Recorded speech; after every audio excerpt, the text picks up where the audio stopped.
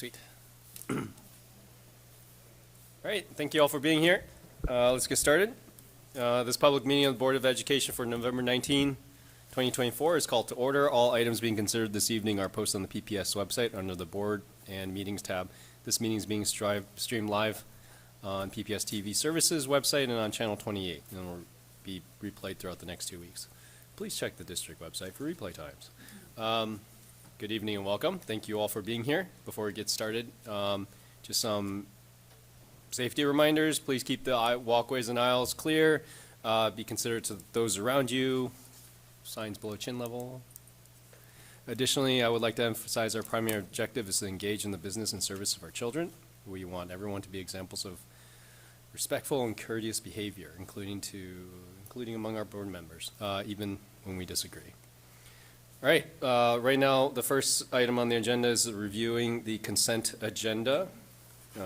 Board members, if there are any items you would like to pull for discussion separately, please let us know. Ms. I had 3 agenda items, but I've previously asked, so I don't know if I need to repeat them, or do you want me to? Were they all already pulled separately already? Okay, so yeah, they've all been pulled out. Ms. Bradshaw, are there any other changes to the consent agenda? There was an updated resolution 7001, and it was posted a couple of hours ago and shared via email. It's in Board Book. Gotcha. All right. The addition of the school trip. Yes, the field trip. All right, do I have a motion and a second to adopt the consent agenda? So moved. Second. Director DePass moves, and Director Bim Edwards seconds the adoption of the consent agenda.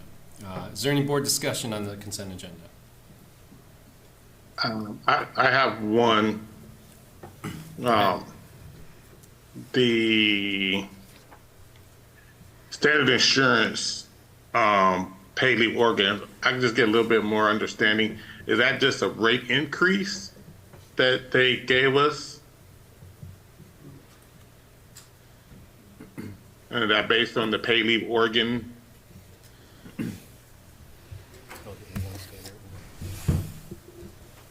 Hey, Sharon. Hi. Oh, you can see me. Hi, Director Hollins. Yes, you are looking at the renewal and the renewal rate. So there's 2 components. There's finishing out the rest of this calendar year because the contract is based on the calendar year. So there's 2 more months in this contract that we need to fund. And then you are looking at the contract that would apply for all of calendar year 2025, which does include a rate increase. Gotcha. Okay. That's what I wanted clarification on. I'm just curious how we looked at any other insurance companies.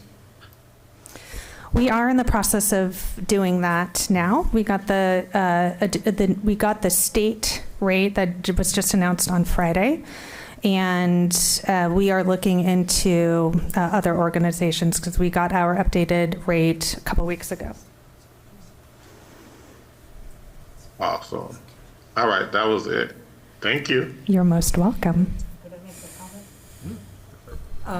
Yeah, I was concerned about that too and talked to Sharon about it.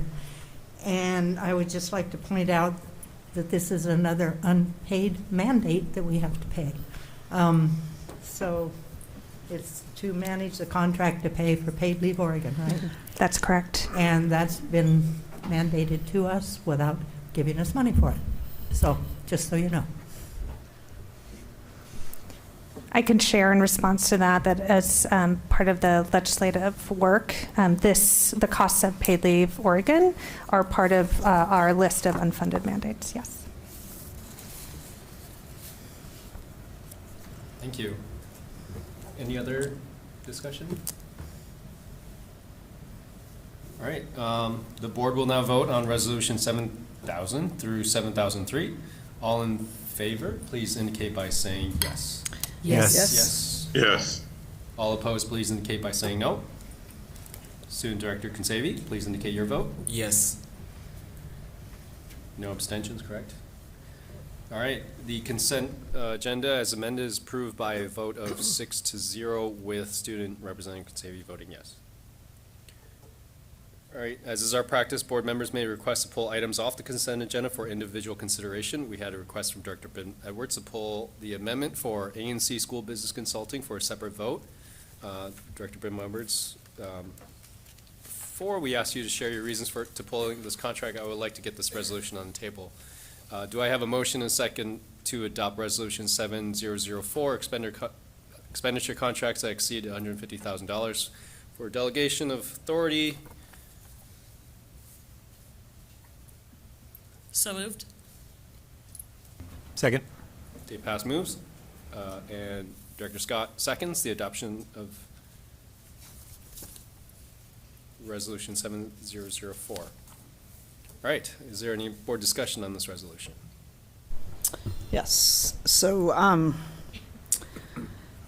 there happened to be a couple outside contracts or contracts on tonight's consent agenda, and outside contracts have been a subject of a variety of reviews and also audit recommendations over the last, since 2017, including a recommendation that we benchmark against other districts. I think, do you think Director Hollins or maybe Director DeHaas was on the board when we had that recommendation?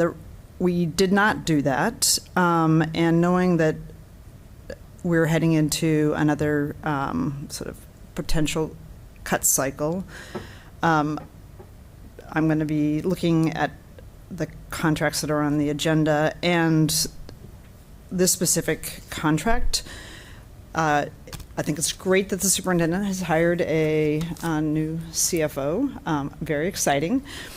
And wanting to make sure that as we are approving tonight an extension of an outside contractor that last year we paid about $186,000 to, that we understand how this coordinates with the other, with the hiring of a new CFO, and that there is, so currently this contract and another contract that's not on tonight provide backup financial services and budget services, and just understanding how ultimately we re-land on a not utilizing so many outside services. So I don't know if Superintendent Armstrong, you want to? Yeah, absolutely. I appreciate the question. I think, as you all probably know, since 2021, there's been a couple of vacancies in different roles over, I guess, for the last 3 to 4 years. And so we are excited that we will have our CFO starting in January. But as I mentioned, there's been a couple of vacancies. So 2 of the 3 leadership roles in the financial department have been vacant. And so we want our new CFO to be able to hire their own team and be a part of the process as much as possible. And so our new CFO is leaning in. And so I anticipate, while there are some transition hours, it's probably going to take a couple of months to get those positions filled, and that transition support that we anticipate being phased out as we get to the month of April. Are you finished? Go ahead. Yeah, if I you just want also want to respond. say, I had some similar concerns as Director Brem Edwards, and I'm always concerned as a district that we spend our money conservatively and, appropriately to give taxpayers, their value. However, I believe that the contract is necessary in this case for the same reasons you mentioned, and that's we've got someone new coming on that'll start January 6th. I can't remember her last name, Michelle. I'm really excited about that, and she'll have You're not going to forget that. in short order. I hope not. I'll call the authorities if I do forget it. But in short order, she'll need to not only hire a team, but also start the budget, process with us.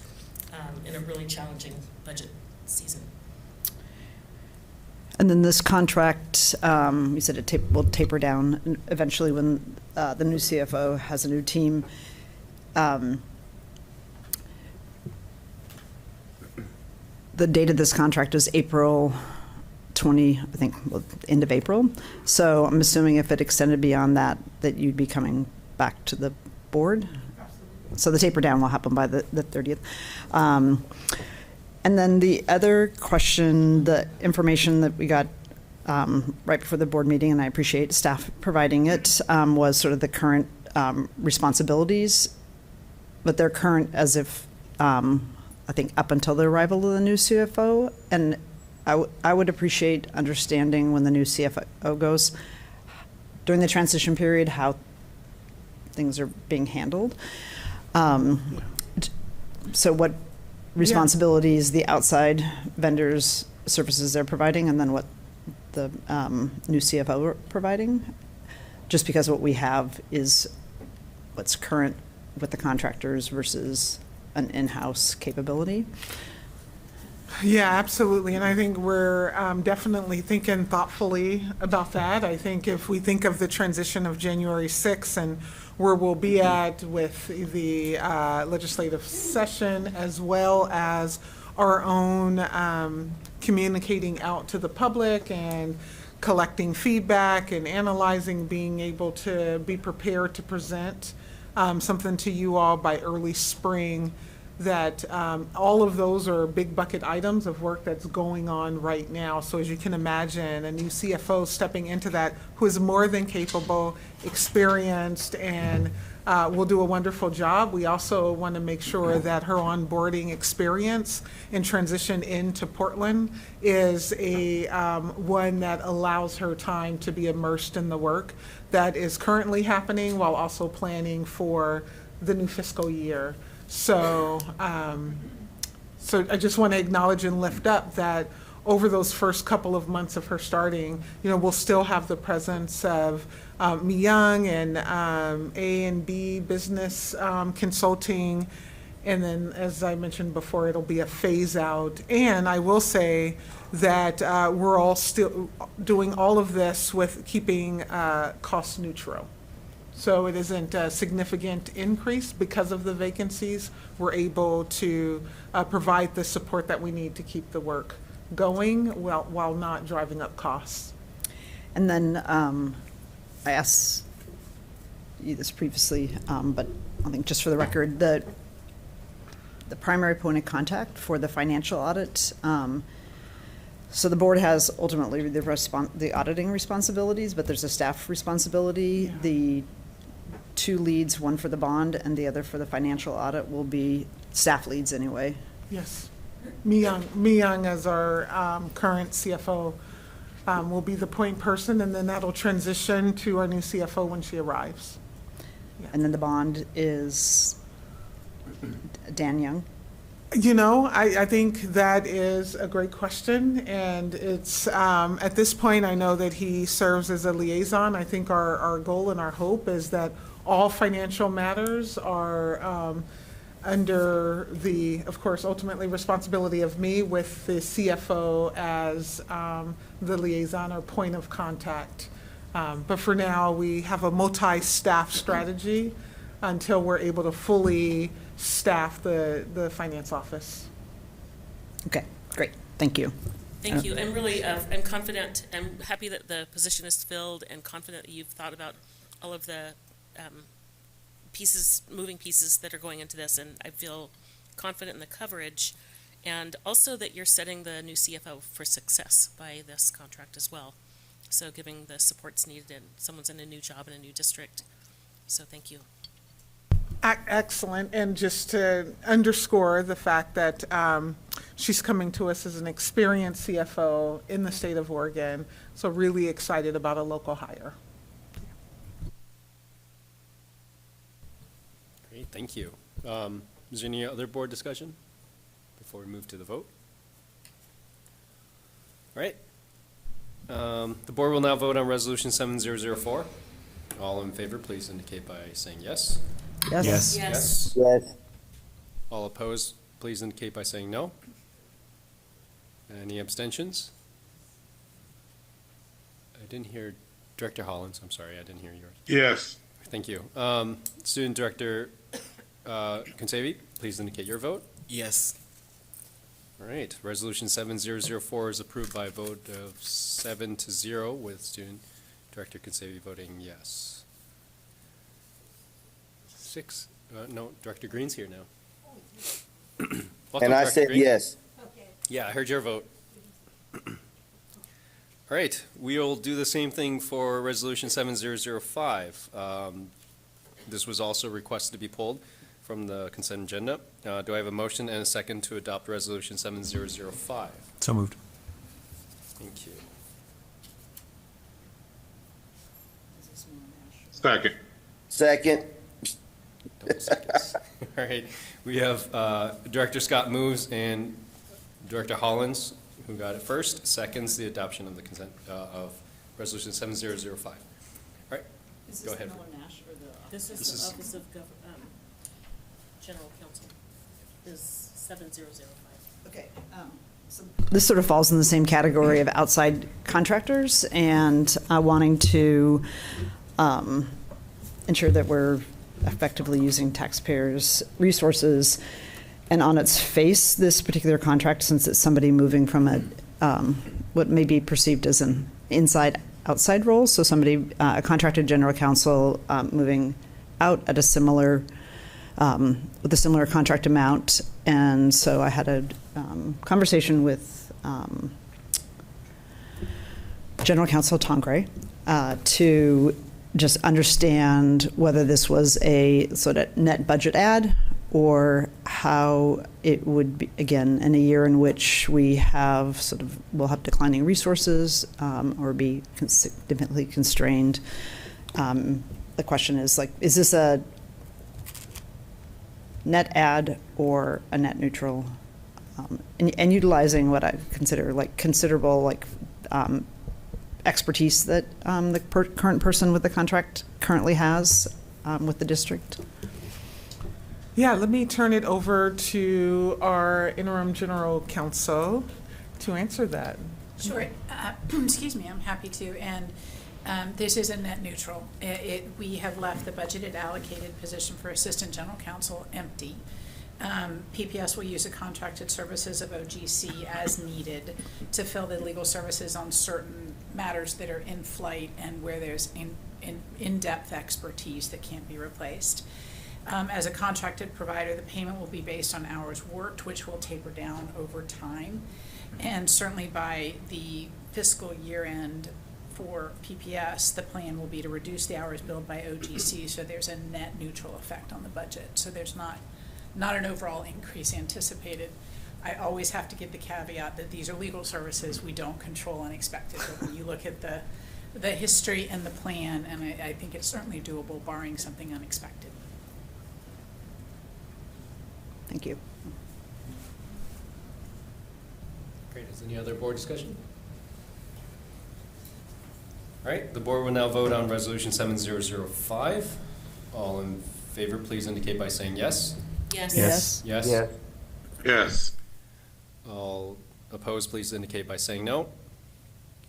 Student Director Consavi, please indicate your vote. Yes. Any abstentions?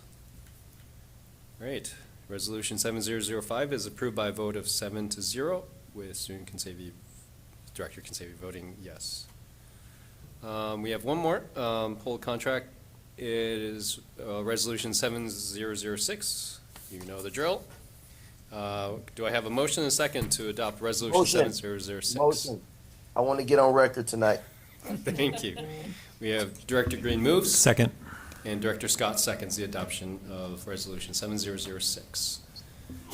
Is there any board discussion on this resolution? So in 2017, in 2017, we had very, very large legal bills, followed by another huge set of legal bills in 2018. It was also the topic of the Secretary of State, a focus area in the Secretary of State's audit. And and specifically Miller Nash, that PPS had come to rely on disproportionately. So there hadn't been a sort of disbursement across a number of law firms. So we were very heavily invested in one firm without a lot of cost control. And not really taking advantage of sort of the diversity of our legal services that are available in our community, and also not necessarily getting sort of the best bang for our buck, because firms weren't having to compete. We just essentially were using Miller Nash. And again, the Secretary of State's audit suggested we do some benchmarking against this and other core services. That didn't happen. I will say the last, since 2018, there has been a very deliberate diversification of our legal services across a number of law firms, really tapping into the expertise and also really getting some very competitive pricing.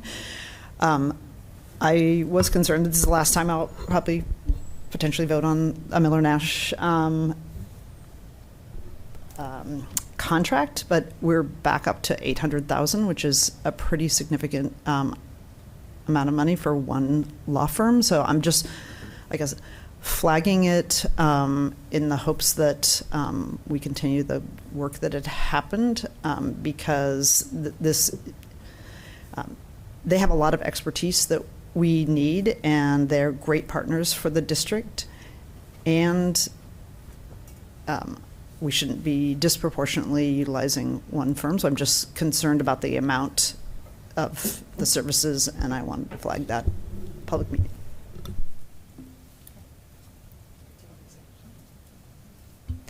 And then we did have an opportunity to talk about it, and I understand the concern and the importance of the diversification of law firms. I think there were some things in this past year that make it slightly unique about why the amount is what it is, and isn't reflective of an intentional trend to undiversify, or whatever the proper word would be right there.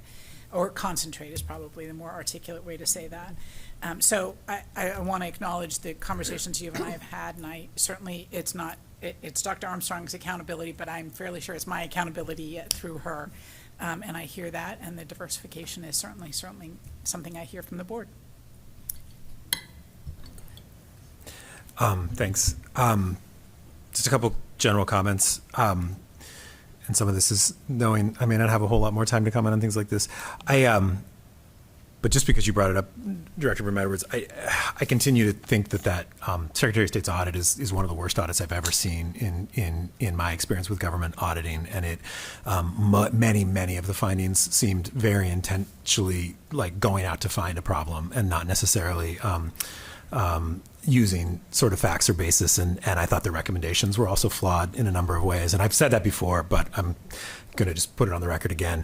And I think this is a great example of one. There, by all means, diversifying our legal services makes a lot of sense, but the idea of doing that just to do it is actually pretty flawed. And we, as a district, should be getting the best legal services from the folks who have the most expertise in the areas we need them. If we can find that from 4 or 5 different firms, that's amazing. If we can find it in one firm, the best use of taxpayer dollars is to actually hire that firm to do it. And again, I trust the superintendent and general counsel to make those decisions. That's one point. The second point I want to make, which is less about the legal services, and maybe it's just more about the first contract. And again, I don't want to dispute looking at these contracts, diving in, making sure asking the questions is a very appropriate role for the board. I do want to stress that we all passed a budget this last time around that had really dramatic cuts to administrative services. I said at the time, and I voted for the budget, but I said at the time, I don't think those cuts were based on analysis, or I don't think those cuts were based on sound judgment. I think they were political. And it should not surprise any of us on the board that the budget that we passed, that the district, in order to effectively run, is going to need to engage some outside contractors and outside consultants in order to fill some of the holes that we left by cutting so deeply out administration. Because in order to run a district effectively, in order to educate our kids effectively, we need those core services. So again, no issues at all with sort of asking the questions and going through it, but I also hope the superintendent and her team are willing to sort of speak up and say, yeah, no, we need to be spending this dollars outside because we no longer have the staff inside on payroll, on our payroll, in order to do a lot of the work that just needs to be done. general comment also, and that's that I'm generally in favor of diversifying our contracts, particularly to give opportunity to women-owned, minority-owned businesses in our community. As a public agency, I think it looks good for us to seek competitive bids. I'm not questioning this particular contract, but I think just in general, if we can spend our money in the community or in women-owned and minority-owned communities, it benefits those communities, and I would be in favor of doing a little bit more cost chopping. Which I'm glad you raised that up, because I wasn't going to comment on that as a benefit, but we did, because we competitively ask law firms to give us their best price. So not only did we get more diverse expertise, we got better prices, and to your point, Director DePass, we actually have several women-owned firms that we now do business with that we didn't when it was just one firm. And again, this is, I want to just put the record, Miller Nash provides some really important services and has some outstanding expertise, and lots of expertise with PPS. But we did get, I think, better prices, more diverse expertise, and also more diverse firms by doing that. And I will note that, for what it's worth, I had my issues with the Secretary of State's audit, but I will say also the district agreed with this recommendation and then just didn't do it and follow through on the findings. And then I guess the piece on the cuts to administrative services is my understanding the reason the backfill of these positions is not that, or the contracts for the financial work is not because administrative positions were cut. It was that positions weren't filled. So we didn't have a budget director, we didn't have a CFO, but it wasn't that the positions were cut and we're filling them with contracted positions. So I firmly believe that our best work is done when we have in-house expertise, and that can be supplemented by contractors when needed. But it wasn't like we cut those positions and then are now contracting them out. And the purpose of my questions tonight on the ANC school business contract was, if we have somebody new coming in that should be filling those roles, to understand how the taper down, and from a budgetary perspective, we're going to have that transition in a cost-effective way. But not to say that we don't need a in-house budget director or a CFO, because we absolutely do need that.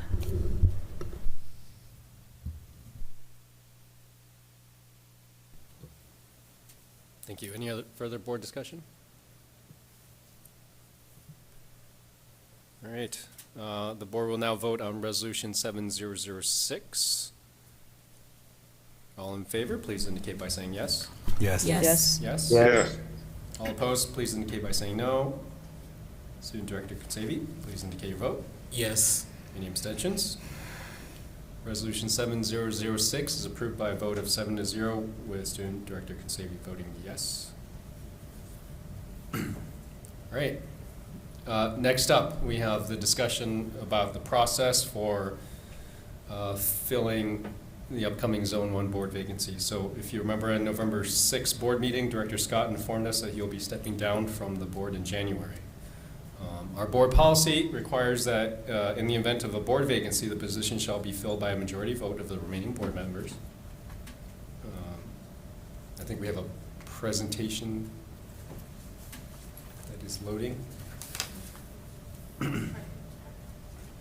Okay. Okay, I'll keep moving as that the slides are being uploaded. According to ORS 332.018, board members so designated shall meet the eligibility requirements of that law and reside in the zone in which the vacancy occurs. So in this case, it's Zone 1. The board shall advertise for a 20-day period in an attempt to find an eligible resident from the same zone to fill the vacancy, and if no eligible zone residents declares interest in the vacant position, the board shall appoint an eligible resident from the district at large. The board member appointed shall serve until June 30th following the next regular district election, at which time his or her successor or they shall be elected to fill the remainder, if any, of the unexpired term. The person who is appointed will be eligible to run for the position in the May special election. Tonight, I want to talk through the process and timeline for filling the vacancy. So just to kind of be clear, we can discuss the process, create the process, but the vote can't happen until the position is vacant. But we can complete most of the process ahead of time before that vote. So in order to, one of the things that we need to decide on the board, and as you can see on the slide, Vice Chair DePass and I and our board manager and legal helped work on a timeline, a proposed timeline of how this is going to work. Now, I just want to kind of clarify, Director Scott, I think, I just want to be clear, right, is allowed to work on and be involved in this whole process until it's time to vote, at which time the vote can't happen until Director Scott resigns. Yeah, and I'll just say, I mean, I appreciate that, but I won't have a vote on my replacement, and I'm unlikely to have a whole lot of input on the timeline. But yeah, if you have specific questions for me, I'm happy to answer. Absolutely. I just want to be very clear that Yeah. you are welcome through this whole process Thanks. until the end. All right, so the proposed timeline, and as you can see, I kind of highlight there's things that we need to decide as a board. You know, in fact, actually, all of this is up for board decision, but this is what we have so far. Today, as part of the policy, requires us to advertise for the position. So that means announce it at the board meeting, but also we need to put some kind of advertisement out there somewhere. So that's why the official start isn't until November 22nd from the 20-day requirement. So today we're announcing the process is starting right now. And we're going to advertise in the Oregonian on November 22nd. Today, our goal is to review and discuss the application questions. Those were emailed to the board members earlier, and I think they are uploaded in board books as well. And the process that we kind of decided on, and hopefully I can simplify or simply explain this. We would like an application to have about 10 questions. There's a little bit more than 10, and if board members have any additional questions they would like to put up for us to consider, you're welcome to add that now or email it to Ms. Powell afterwards. We would like everyone to rank the questions using a star voting system, which means that each board member gets, and this includes you, Senior Director Consavi, each board member has 20 stars where you can distribute to which questions you feel are the most important and which ones you care nothing about. You have 20 stars to put wherever you like. If you've been a student in the last 10 years, you probably know how this works, usually using stickers, but we'll use it virtually. And this is due to Roseanne Powell on November 21st. The reason for this is because we need time to kind of have the application ready to post online. The next thing that we also need to decide is a due date for the application. On this timeline that I have today, one of the suggestions we put on is December 13th. The reason is because it has to be at least 20 days after the advertised date, which means it has to be after December 12th. We will be posting the application online on the 25th. That just gives enough time for staff to kind of compile the list and post it. If you go on to the next page, oh, you already did, great. December 13th is the proposed application deadline. And this is where it kind of, we have to, again, we don't have to make every decision today because it depends on how things happen. So on December 17th, we have a board meeting on December 17th. This is where we can review our applications, and then I put TBD on there because depending on how many number of applicants, we may need further action or a selection process. Like, for example, if we only have 3, then we're kind of done with our finalists, right? But if we have 28, we need to figure out, decide a process to whittle that down. January 7th is the day that we need to decide on our interview questions, and this is kind of where things kind of move around. I know Director Scott, you mentioned that you wanted to see the bond referral through completion, so we're hoping that would be done in January, but things may move around. But the idea is that on January 21st, during our special session that's already scheduled, we would complete the interview, and that would be the day that we vote on our finalists. A couple things I do want to stress. Is everyone listening? Board members, specifically. When looking at other districts and other boards that have gone through this process, there are some things that have, and again, I think you got an email from legal about this as well, that have gotten in trouble, and we would like to avoid that. So one of the things is that through this whole process, all discussions must happen in a public meeting. Where other boards have gotten in trouble is when board members, talk to other people, not in a public meeting about candidates. Now, the candidates are welcome to contact you. You're welcome to talk to them. However, if I decide to call Director Brim Edwards on some random Saturday and start gossiping about a candidate, that would may lead to some trouble. So that's a big no-no. That also makes it so that the difficulty here, no, it's a good thing because it creates transparency around the whole process. But the thing is that all discussions have to happen in a public meeting. Am I missing anything? You really kind of get that gist pretty well. Okay. I'd like to add that in addition to the Oregonian, we're also going to advertise in your zone, in Zone 1, through the school buildings. So casting a wide net. Pardon me? And social media? Social media as well. Thank you. All right. So, question. So if I've already had a couple of calls, I'm sure you all have. So if somebody wants to meet individually to talk to us, that's okay, as long as we're not talking to a board member Yes, about it. that is okay. Okay.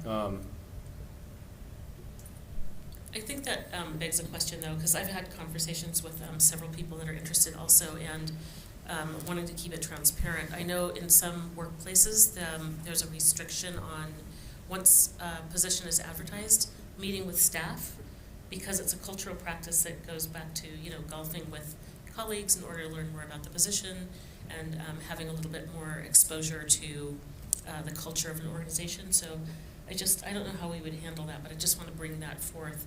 Some people might be emboldened or feel more comfortable reaching out to elected leaders than others that may be interested.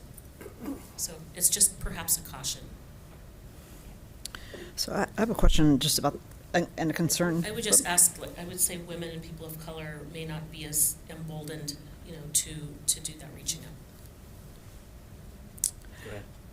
out. I have a question and a concern about just the timeline, because I guess statutorily it says at least 20 days, right?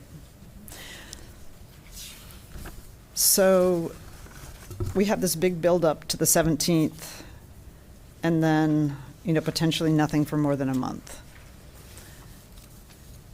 And I don't know why, if it's going to go to January, why we wouldn't wait till January, close the application process then, versus doing a quick process, have it open, and then just having it sit there for, potentially a longer period of time. It just seems, all your cautions aside, I will tell you, there potentially will be serial meetings that board members don't even know about.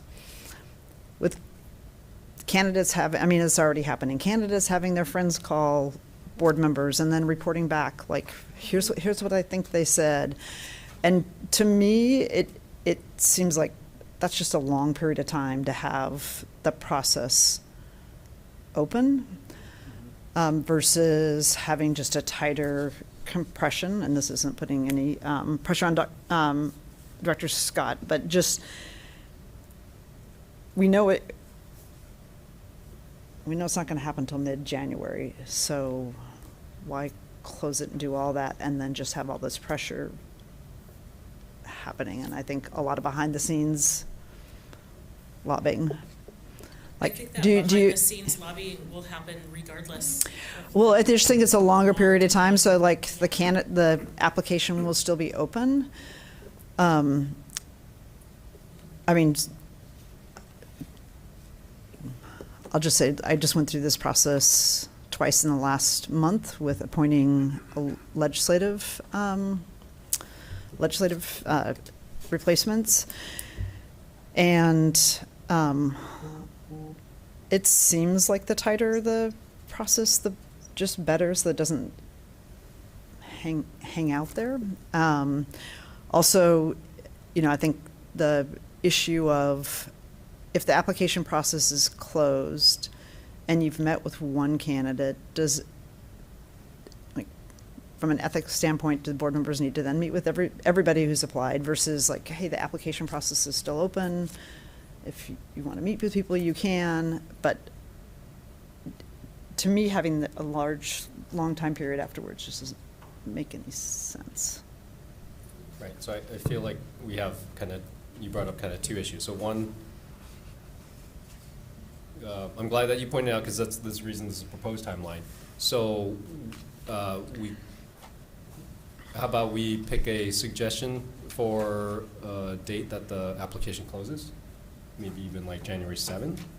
And the second issue is that you're raising is also, you know, what kind of expectations for behavior in terms of contacting candidates should we vocalize, or, I mean, we can't obviously make rules to govern other board members' behaviors, but at least we can have some kind of expectations about what to do in the interim. Because, yeah, it is a long process, and that was one of the reasons why, for example, one of the things that we wanted to kind of tighten things up, to kind of address the same issues that you brought up, was having the interview and the vote occur within 48 hours of each other, right? And that was part of exactly for the reasons that you brought up. Now, and you raised a perfectly good reason, like if we have such a long period between the closing of the applications and the interview, yeah, that could also, we had the issues also that the winter break was also, you know, the last 2 weeks of December, which is why these things seem a little bit spread out. But yeah, if you have another date suggested to close, I mean, we'll open. I would suggest after the first week back, and then it's closed. I mean, it also, because for candidates, there's sort of a two-part sort of question. The application, but also the vast majority, I think, of them also are going to be contemplating, like, the whole thing about running, which is a whole other bigger thing. I mean, it's actually bigger almost than a 6-month tour of duty. Like, you're signing up for a campaign and potentially 4 years. And to me, just having more time period for people to have that, and then having it be tight. The other recommendation I would have is, like, I think you can actually do the interview and the voting all at the same time. I mean, in the same meeting. We will have had the application, we would have had the interview. That's a current plan. So it seems like that would, instead of having it be like one meeting after another, but just like just one meeting. That's So- the January 21st. Right, January. So would closing the application on January 7th sound good? Is there any issues to closing the application on January 7th instead? So that would be closed and reviewing we would all review them on January 7th, right? That's when we'd review the application? Yeah, so go ahead. I was gonna say, wouldn't they need to be, if we close on the 7th, then we would have a really short window. We don't know how many applications we're gonna receive, so that's part of it, but would we, if we close the application, are we reviewing them on a rolling basis, I guess? That's On a what basis? on a rolling basis? Oh, I would do once it closes, so you get the whole. So the 7th, we don't have a meeting on the 7th. I don't have it, but I think we do have We have a regular board meeting on the 7th. We are also, we could also ask for a special session too if needed. But the 7th we give 2 weeks before the final vote on the 21st. I mean, you can do a process by which also, so say there's 10 applicants, and it could be like every board member gets 3 votes, and the candidates with the top 3 votes, those are the finalists that we interview. I mean, there's a number of different ways to narrow it.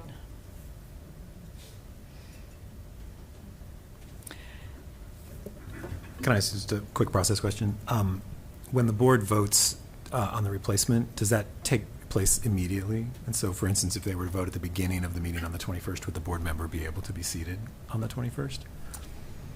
That is a good question. I don't think it happens at that meeting, but it happens kind of immediately after, whether it's the 21st or the 22nd. As long as there's a vacancy, it happens right after. There probably need to be a swearing in. Right. There needs, and so I will confirm the exact process.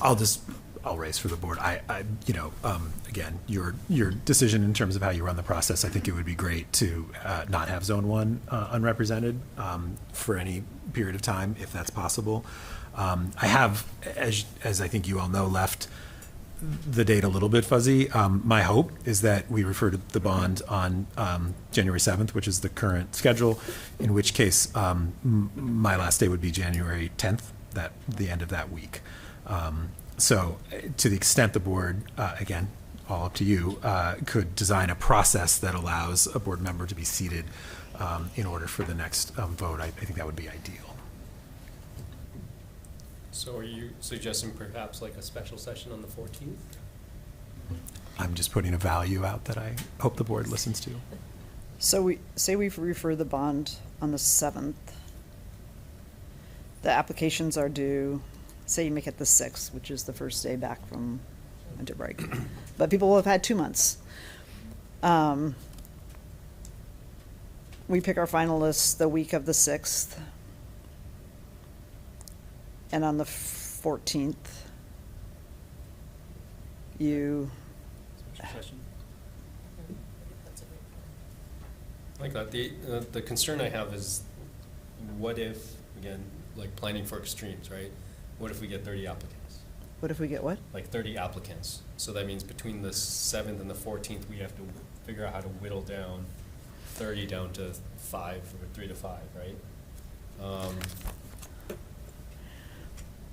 I'm a little bit inclined to ask for, like last day of school before winter break as like, "Here, happy holidays. Here's your 30 applicants to read through on the 20th." But I'm okay either way. We don't have to have it be a date that we're meeting. You could have the 30th or the 31st or whatever, like the last day of the year. And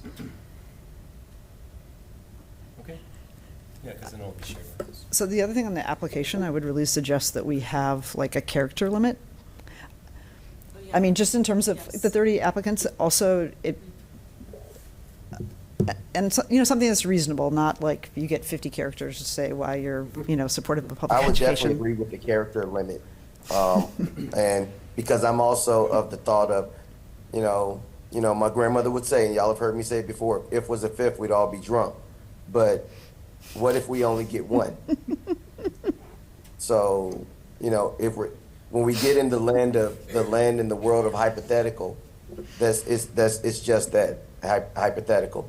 I am with the idea, I do like the idea of having a character limit. So that would be good. And that way we can, know exactly how much we're reading.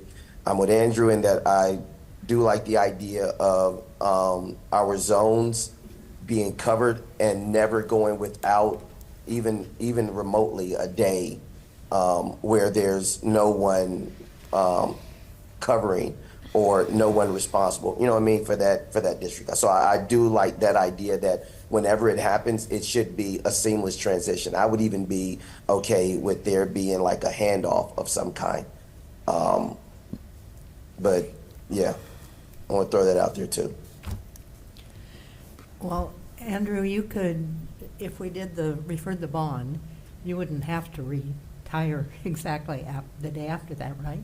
You could hang on until we He's going to be answering those constituents' emails up until.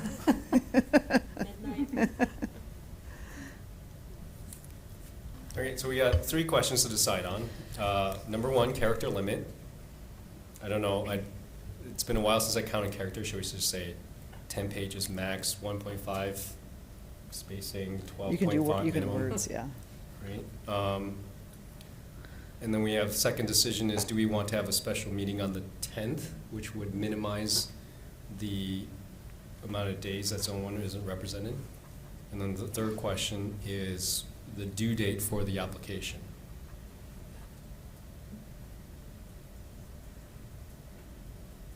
You could have it the last day before winter break.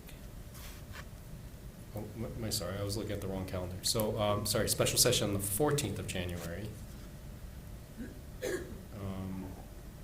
And then you're suggesting, Director Brim-Edwards, you're suggesting the last day before winter break? Well, I'm just trying to come up with something that's different, that's workable. And for Are me, you saying the last day of winter break? Or no, the last, because the last day of winter break is January, well. So I think the range of possibilities would be, for example, December 20th, which is sort of when things start shutting down.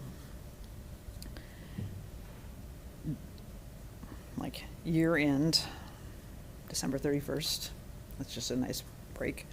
Or January 6th, which is the first day back after the school break. It seems like the 20th makes sense. For one thing, we'd know how many there were then. If we do have 30, we could have a different plan.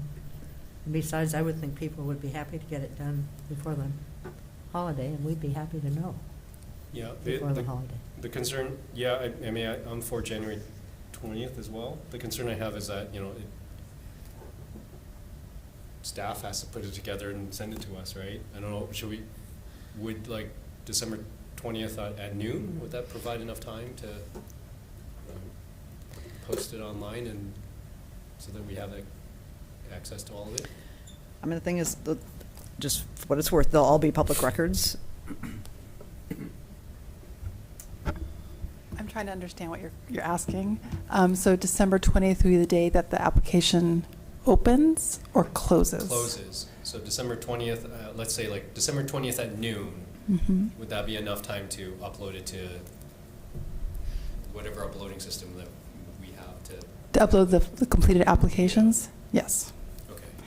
I did have a clarifying question. Did you still want to open the application on November 25th? Seems fine to do. Everyone okay with that? Yes. Okay. And Director Green and Director Hollins, if you have any no's you want to just let me know. I'm good, thank you. Thank you. So the other question I would,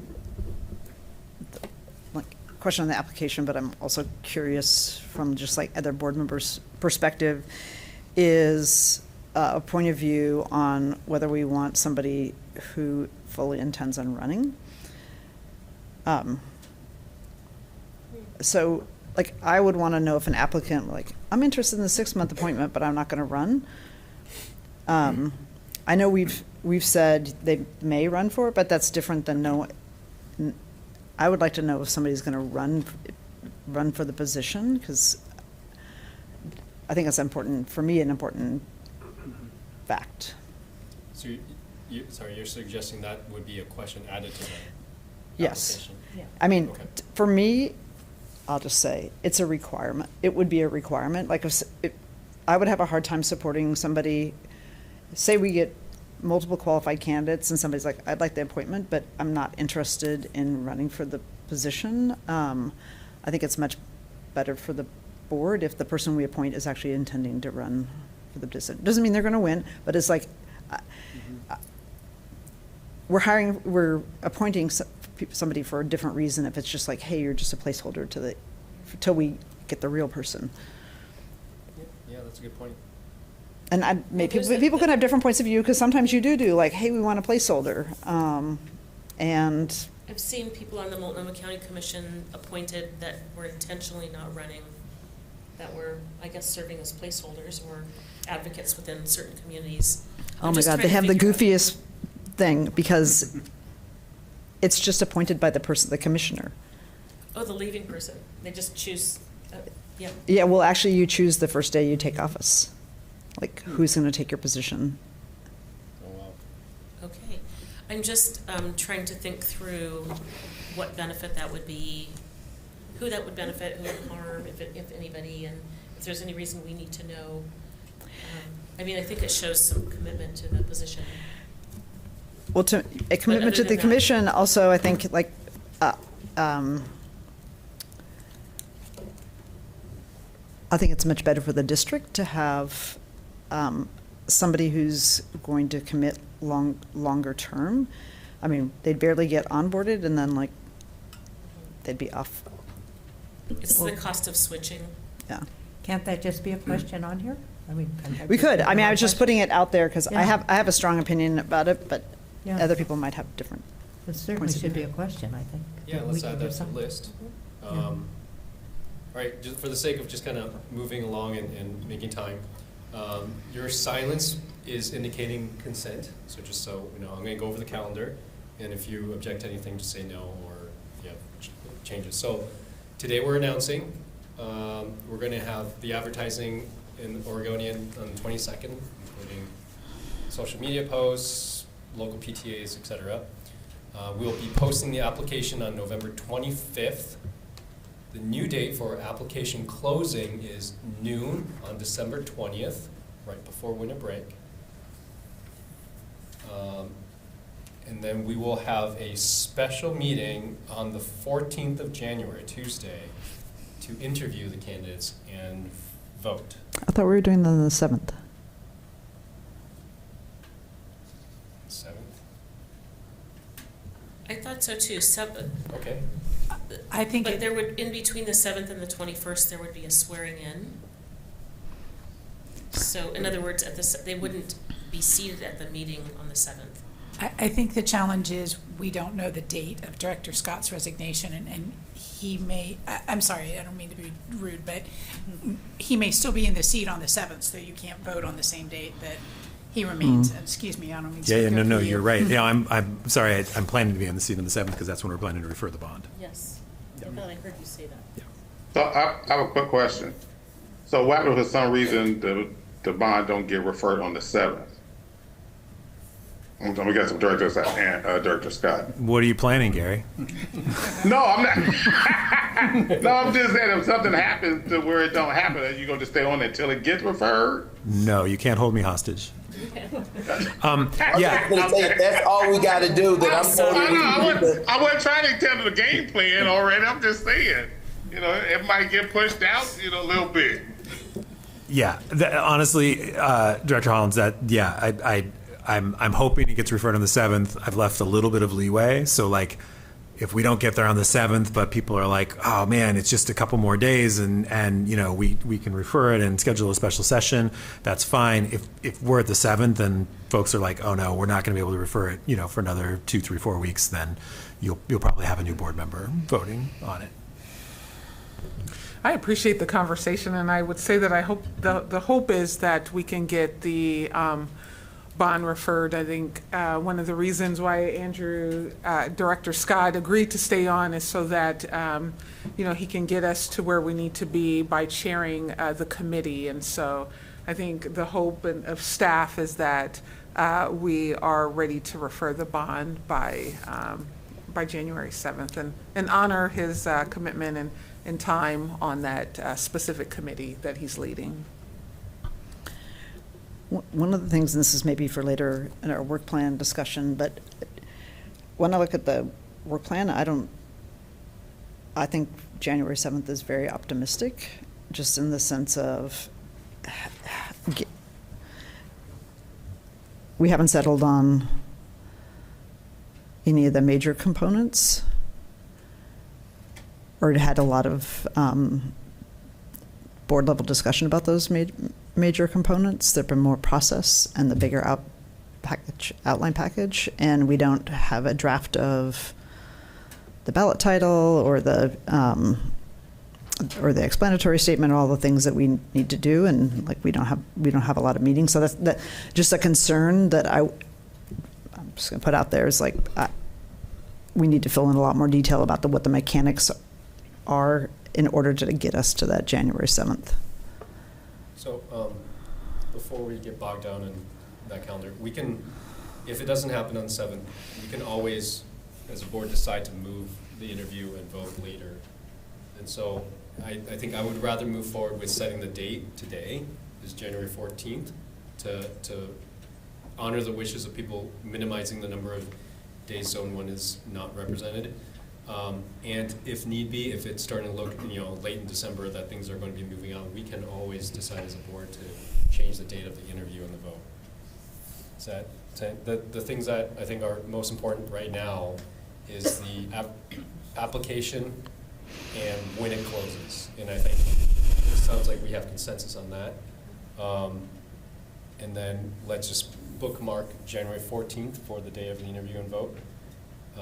Is there any, again, knowing that can change depending on how the bond process goes. But as of now, is everyone okay with that? Yes. Yes. Your silence indicates you're not, wait, don't. I see them nodding. Okay. And somehow we would have decided on the interview question before that. That's something we don't have. We can just do that. It'll happen. Yeah, one of the reasons we, as you see on the proposed timeline, we decide on the interview questions later is because as we get in the candidates in, certain questions might arise that we may come up with that want to ask all the candidates, of course, to be kind of fair to everything. But like, for example, certain issues may come up that we notice in a lot of the applications that we want to decide on interview questions. So that's the reason why we held that to later until we can decide, until we see like what candidates that we got. Okay. Yeah, and I had 3 things to share. I would definitely love to see students in like the district student council kind of being involved in like the interview process, kind of similar to like the superintendent selection process. I found that really helpful, especially, board members, they represent the students, so I think it would make sense to have the students kind of be involved in that interview process. And then the next question I had is, are board members allowed to endorse a certain candidate or like publicly show their support, or is that? That's a good question. I don't know. I can't think of a legal reason why not, but it would certainly be concerning to do so before the interview process and all of it is in full public display. So it's probably not a ban on endorsing, but it would be, I would offer the very strong caution against that because you need to get to the point of the interviews and then the public discussion. And then my next question was, does like the broader community have a role in like the process of selecting the board member? Yeah, I mean, what makes this difficult is that as board members, all discussions about candidates we need to do in a public forum, in a public meeting. And then the other thing that kind of makes it difficult is that, to provide an equal experience for everybody, it makes it very difficult if people start petitioning board members and board members are meeting with individuals one-on-one, then every board member kind of has a different experience, right? And it could do, there's some like unintended consequences as well as, for example, access opportunities that it could be limiting other people's access opportunities. So I think that's kind of why this is kind of a difficult process is because of that, is because, in the effort to try to make this as equal as possible to all people who are interested in wanting to apply, including people who traditionally may not put themselves out there, it makes it difficult for us to just have everyone go at it, right? And so that's kind of why it is this way. In terms of, I love your questions about involving the students. If they have interview questions, I think one thing that we can, just off the top of my head, just brainstorming, if students have interview questions they would like to be asked, I think they should send that in to us, to the board, and to be incorporated into our interview, because I think that's a great idea. But yeah, so to kind of answer your question, that's kind of why this is challenging. is trying to create a fair process at the same time following ethics laws. At the same time, it's such a shortened timeline, right? So it is hard. I mean, I'll just gonna say that the other challenge of having this, like, December, and I'm not going back on the timelines, but going from December 20th to the 14th, is people also are gonna be filing for office, and they're gonna be getting endorsements, and so while they may be like applicants within the process, they're also gonna be candidates with endorsements, I'm sure, in their own races, so, I mean, I was going to say, could we, I don't have the deadlines for filing for office for this, for the May. It's in the February? It's in February, so we should have our process completed well before that filing deadline.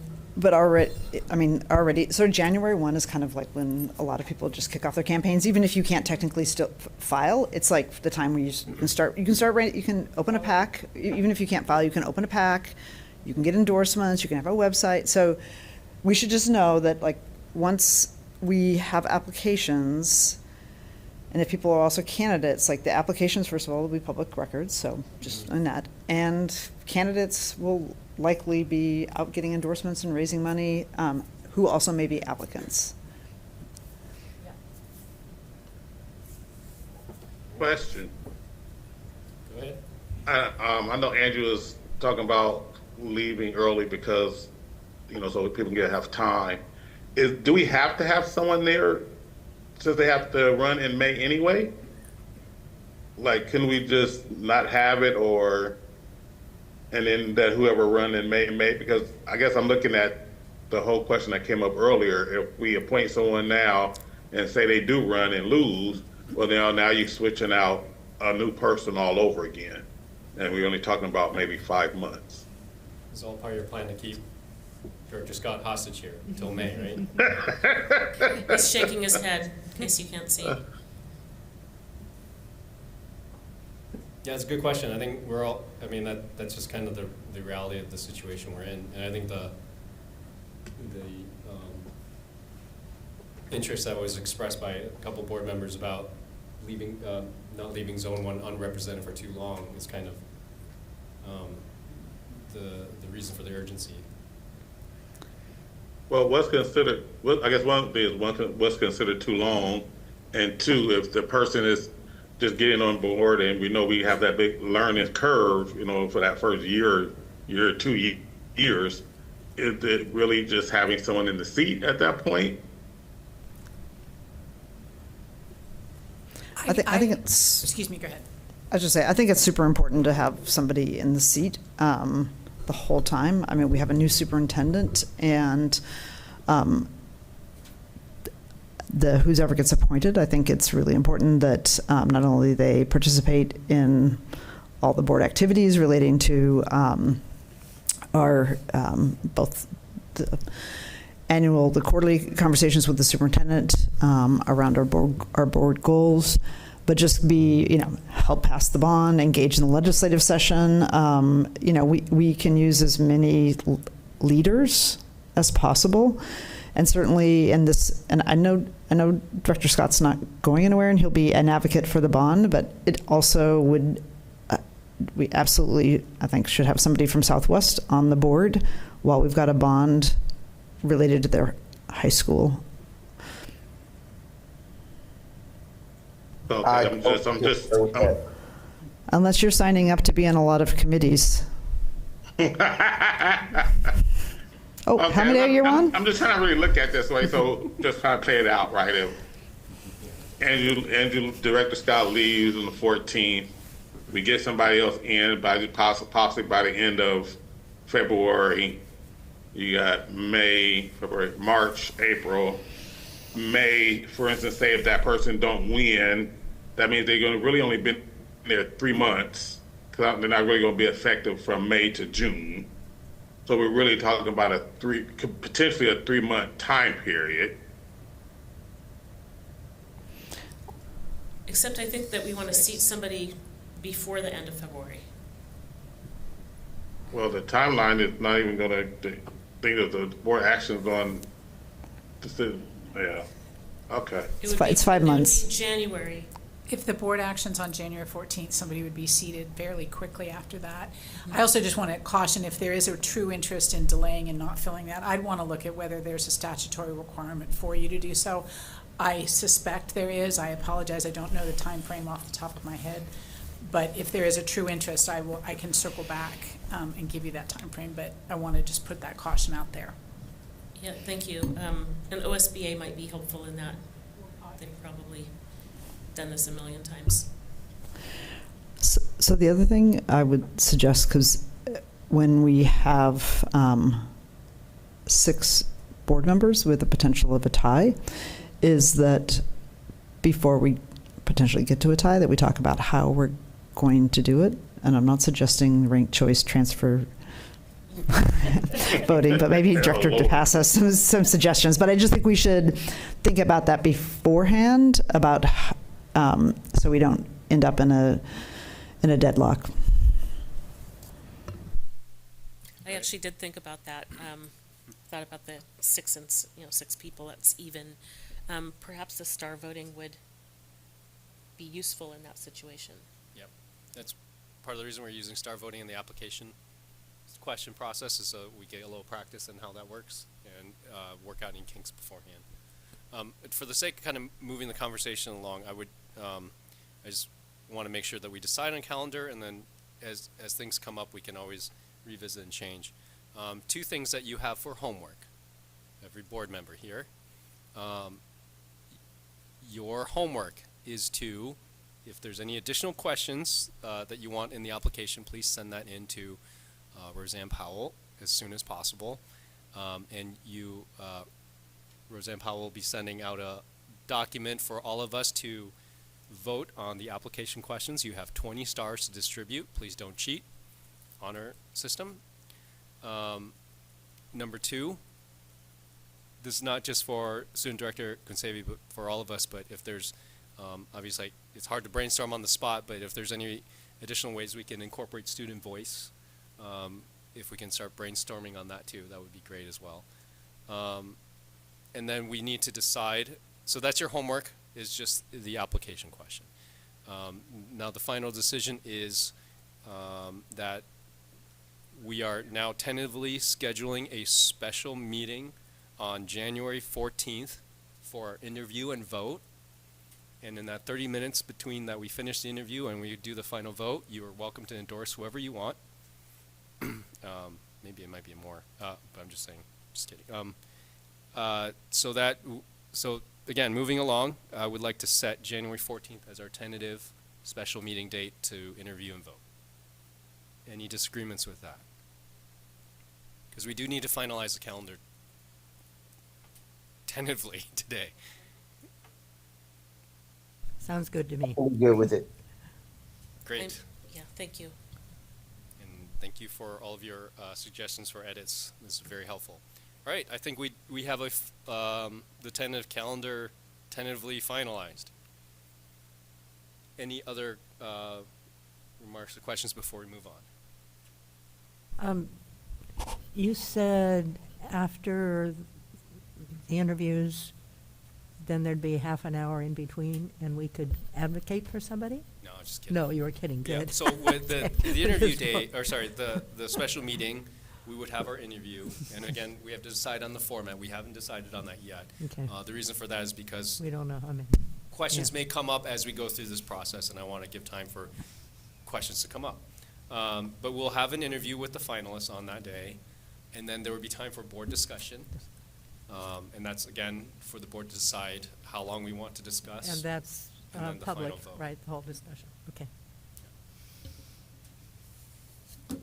It does sound to me like it's a good idea not to meet with people before, if we know them.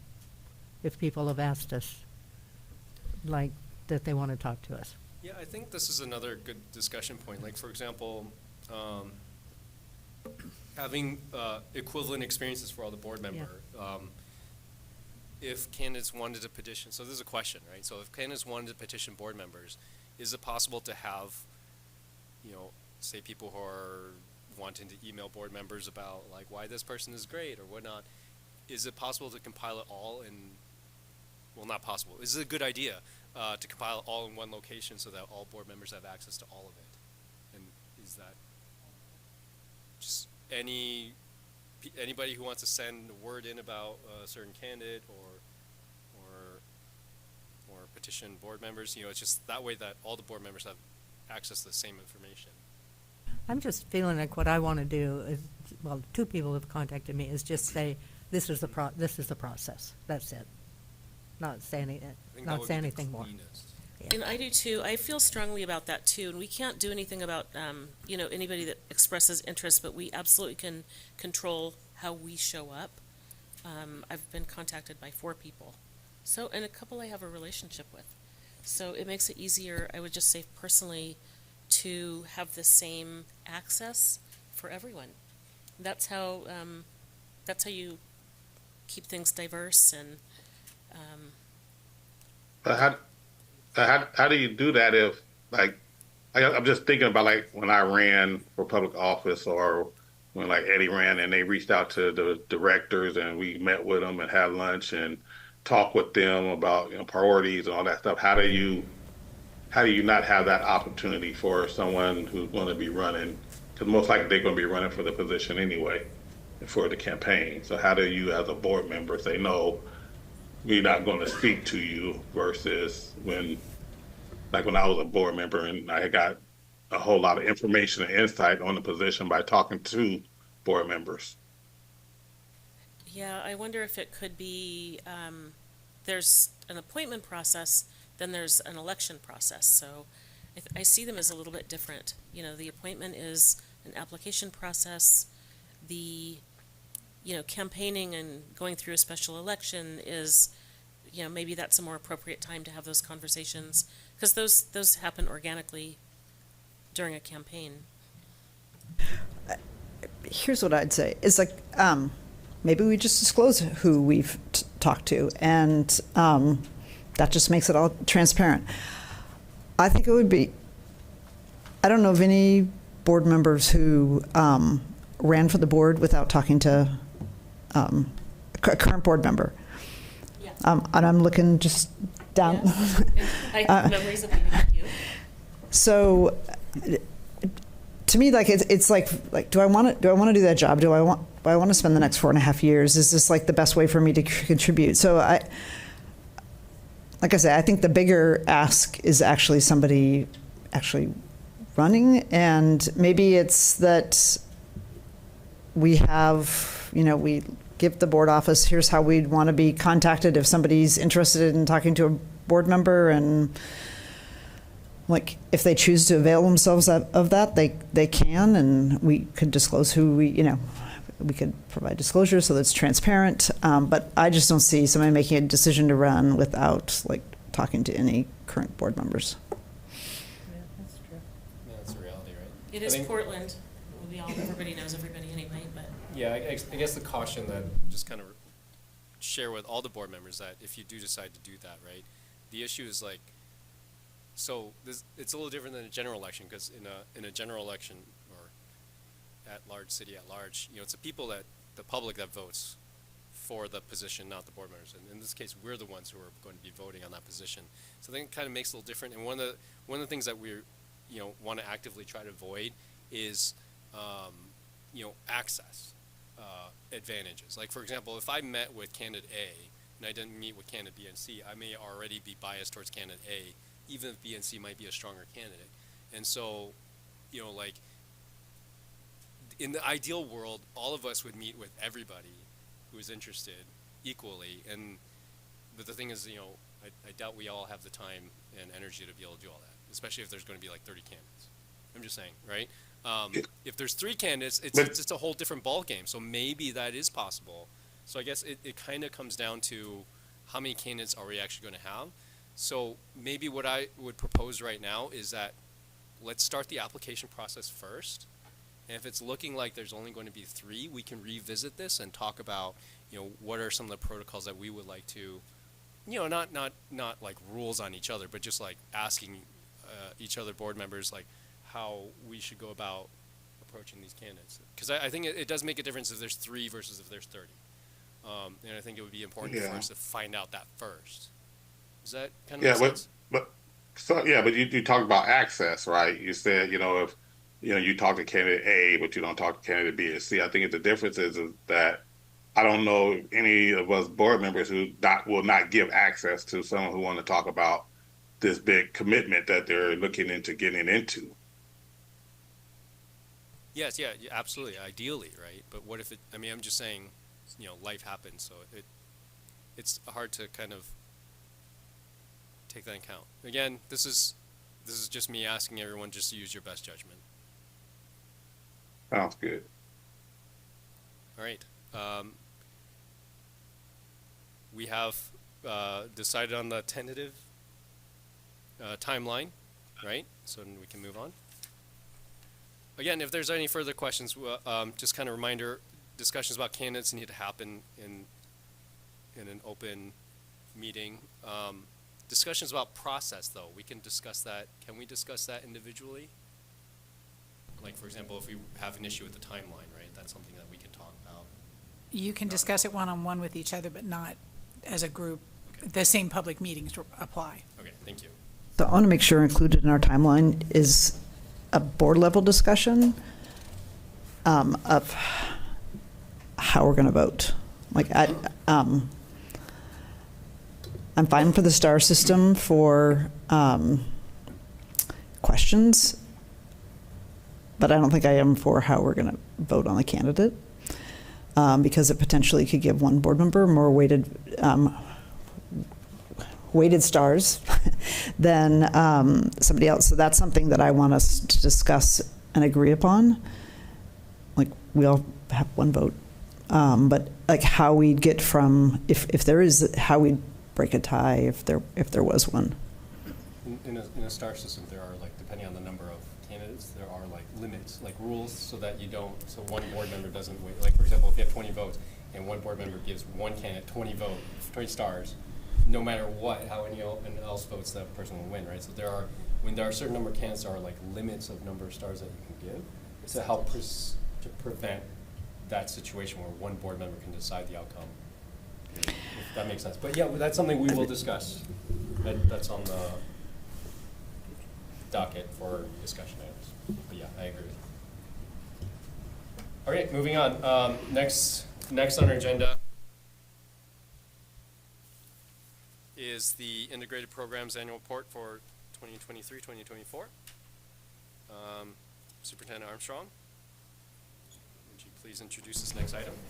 Yeah, absolutely. Thank you for that. Well, it's that annual point in time where we give a report that is based on the last academic year, not this current academic year. And so I have our wonderful director, federal programs, who interim senior director, coming forth to bring that report. So I will turn it over to Dr. Jefferson. Thank you.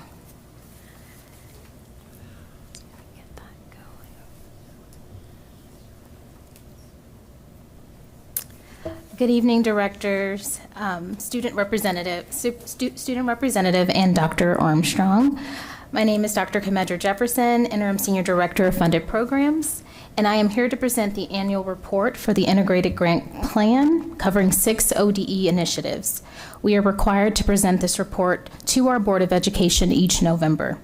We want to acknowledge that while we are planning for the current year and beyond, in this presentation, we are asking you to look back on the 23-24 school year. You all have received this presentation and the detailed board memo, so I will be brief with this overview this evening. We will cover the highlights of the integrated grants and guidance, investments, and a summary of the annual report narrative.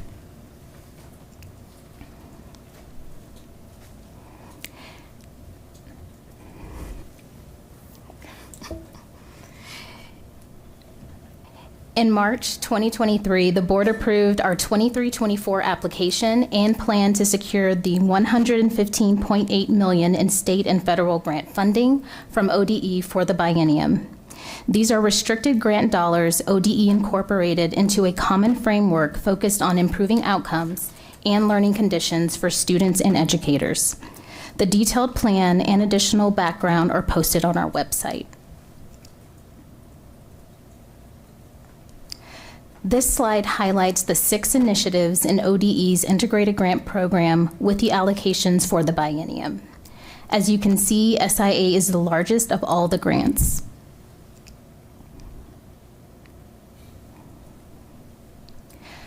Grant investments strengthen our efforts to address inequities, foster inclusive partnerships, and provide differentiated learning opportunities.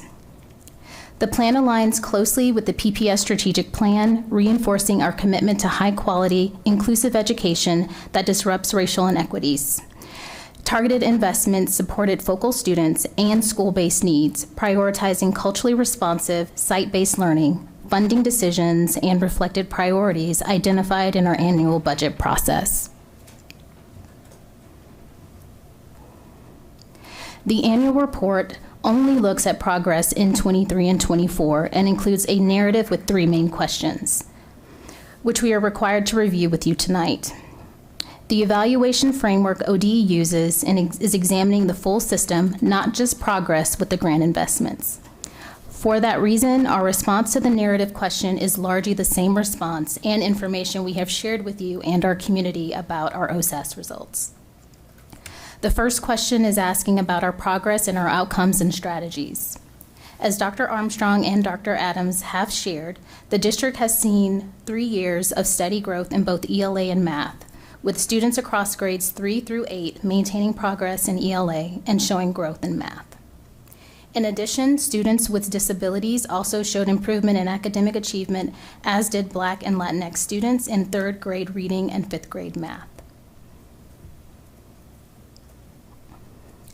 When we consider that success against the challenges and barriers ODE has asked in question 2, we recognize that PPS still faces a crisis. We must accelerate learning for focal students, especially Black and Native students, and close persistent gaps.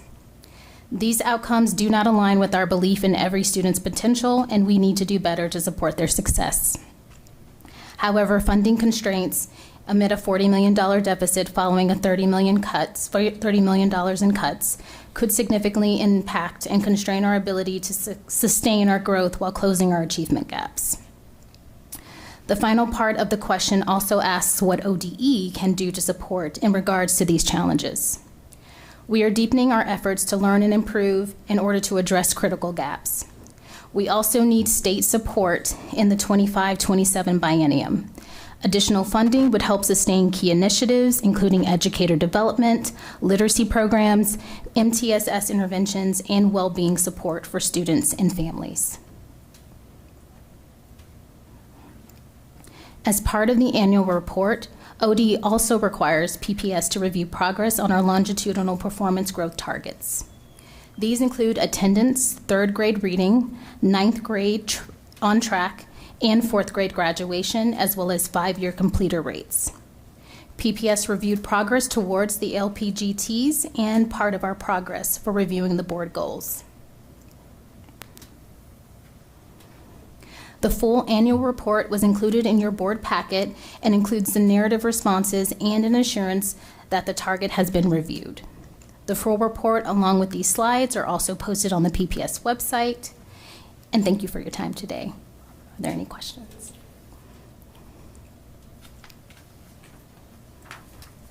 Thank you. Questions?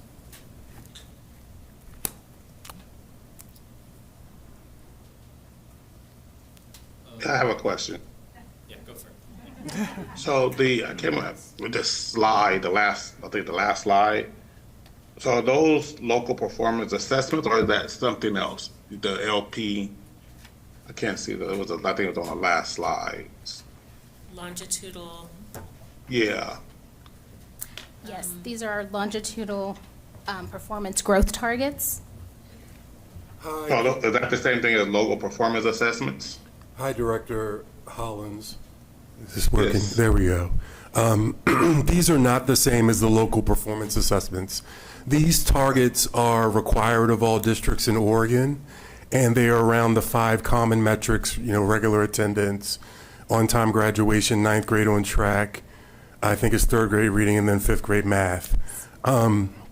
They are different than the board goals. The board goals, as we've mentioned before, are more rigorous than these growth targets, and we can't readily compare them to the board goals because ODE requires us to create this super focal group that has almost all the different categories of underserved students, including students with disabilities, students experiencing poverty, the racial categories that we consider to be underserved. So it's a compliance effort on our part to maintain these local performance growth targets, but they are not more rigorous than our board goals, which is where we keep our focus as a district. Okay, and I'm assuming how we monitor this is I haven't read the whole pack. I mean, I have not went into the tabs that you guys have, but I'm assuming that's like how we monitor this is in there.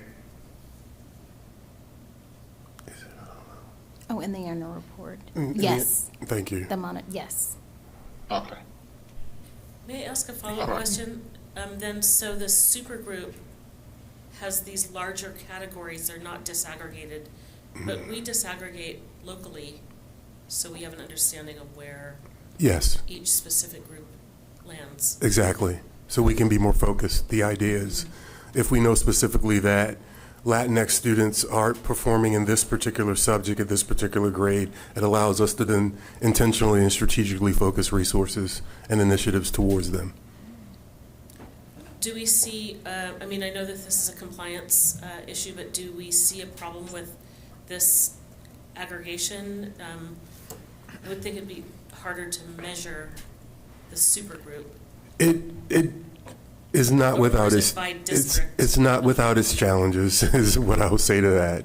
But we, as always, with everything, we give our best effort and we try to make sure we're doing exactly what we're required to do in order to measure these and monitor their progress. ODE actually worked with us on setting the targets over time, so they gave us some technical assistance in that regard. But they also changed students experiencing poverty as a new group for ODE, and they've changed what all and who all is included in that group. So it also makes trend data not necessarily comparable because the group has expanded to include students on Medicaid, for example, are now considered to be students experiencing poverty, where last year that wasn't the case. So it's hard to have a baseline probably this year or last year. But eventually there will be some trend data. Eventually, yes. So what testing do you use? What data is used different from It's what you reported before? Sure. So it's around, thank you for the question, Director Sullivan. It's around what ODE calls the 5 common metrics. So it's things like attendance rate, the percentage of students in 9th grade who are on track, the graduation rate, our 3rd grade reading data, our 5th grade math data. So those two are similar. Yeah. But again, they don't disaggregate them in the same way that we do here in PPS. Because we didn't feel we'd done that well when we looked at the data earlier. No. And now they're We saying certainly we have work to do. So it comes with a different conclusion somehow. Because it was just reported that we were doing well. But What I thought I heard Dr. Jefferson say was that over our trend data show that we've made some growth in math, not a lot, not enough, but some growth in math, and that we've held pretty steady with our reading and that we haven't backslid very much, right? And so when we think about national stories, when I think about my colleagues in the council, when we have our chief meetings or our research director meetings, they're often reporting losses over time each year, and we aren't necessarily seeing that same exact thing. So I believe that's what Dr. Jefferson was describing. okay. if I may speak for her. Yes, thank you. A quick question, just, how are we, communicating this out with like our student groups, parents, community members? How are we communicating this information?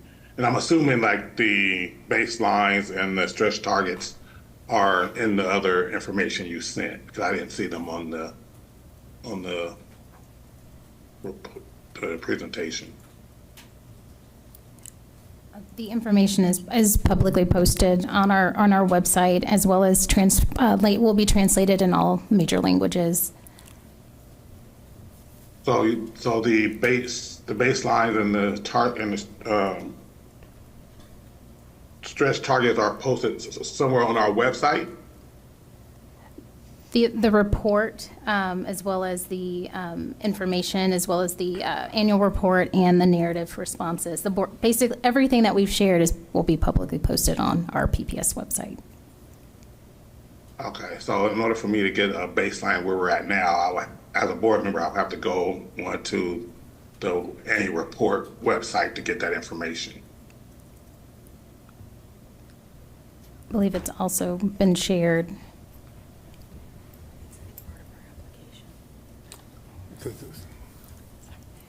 Hi, it's part of our biennial application, and so it's part of the application information where Dr. Adams presented last year. We can get that available for you, but that is publicly posted. Sorry. Yeah, I think that's great. But I think if you're going to give us a presentation, I would love to see that presentation on here. Director. On the presentation portion, so we can kind of see from here where our baseline are and how we're progressing year after year. That would be great. Director Hollins, it's Roseanne, Senior Board Manager. Those materials were posted in Board Book. They're as separate attachments with the materials you have.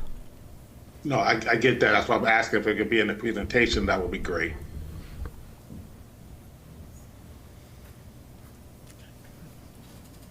Any other board questions? Thank you, Dr. Jefferson. Thank you, Dr. Adams. Ms. Brasher, do we have public comment on this? We do not. We do not? Have Okay. someone signed up. Anything else before we close this item, move to the next? Great, thank you very much.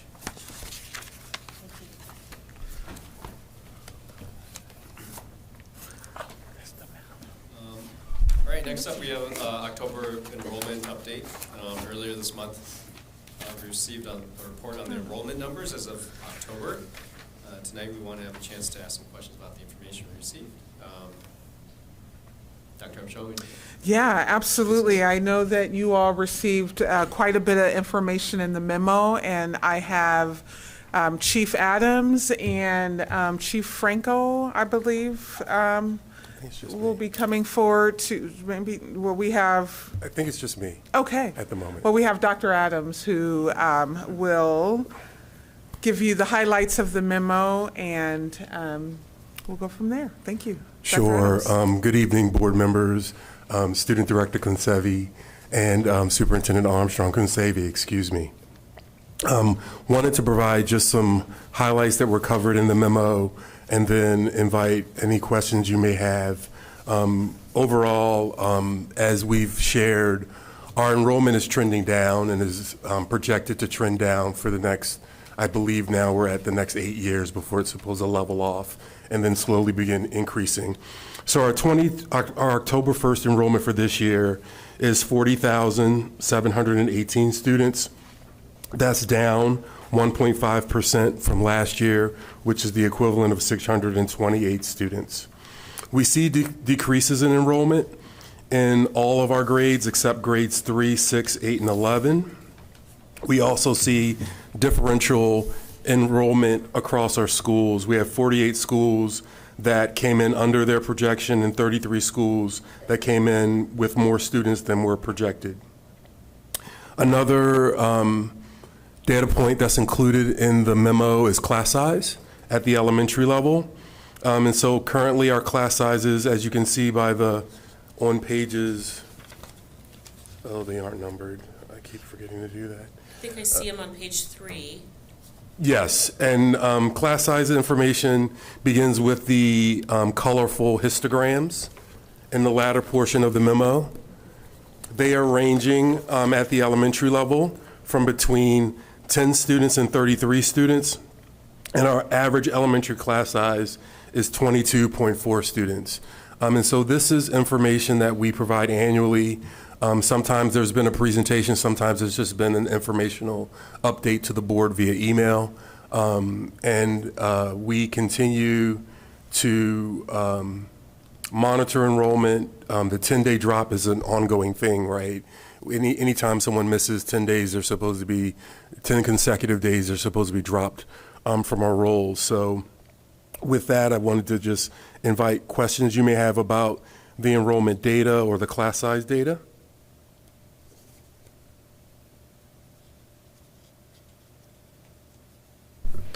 I have a series of questions.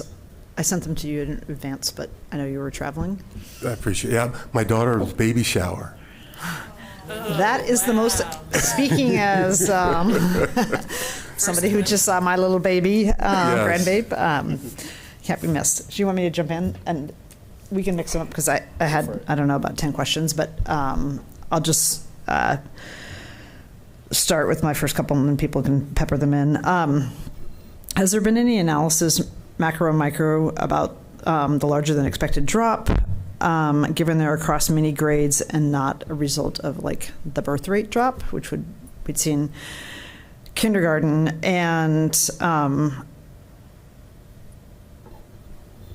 do we, and I'll just maybe combine a question also, do we have any data from the 10-day drop? Like what point in the school year are people dropping? Are they dropping at the end of the year, in October? And then do we conduct any sort of, so try and engage the family to find out like why they left? Sure. So that was a few questions. Let me try to answer them as I can recall them, Director Brim-Edwards.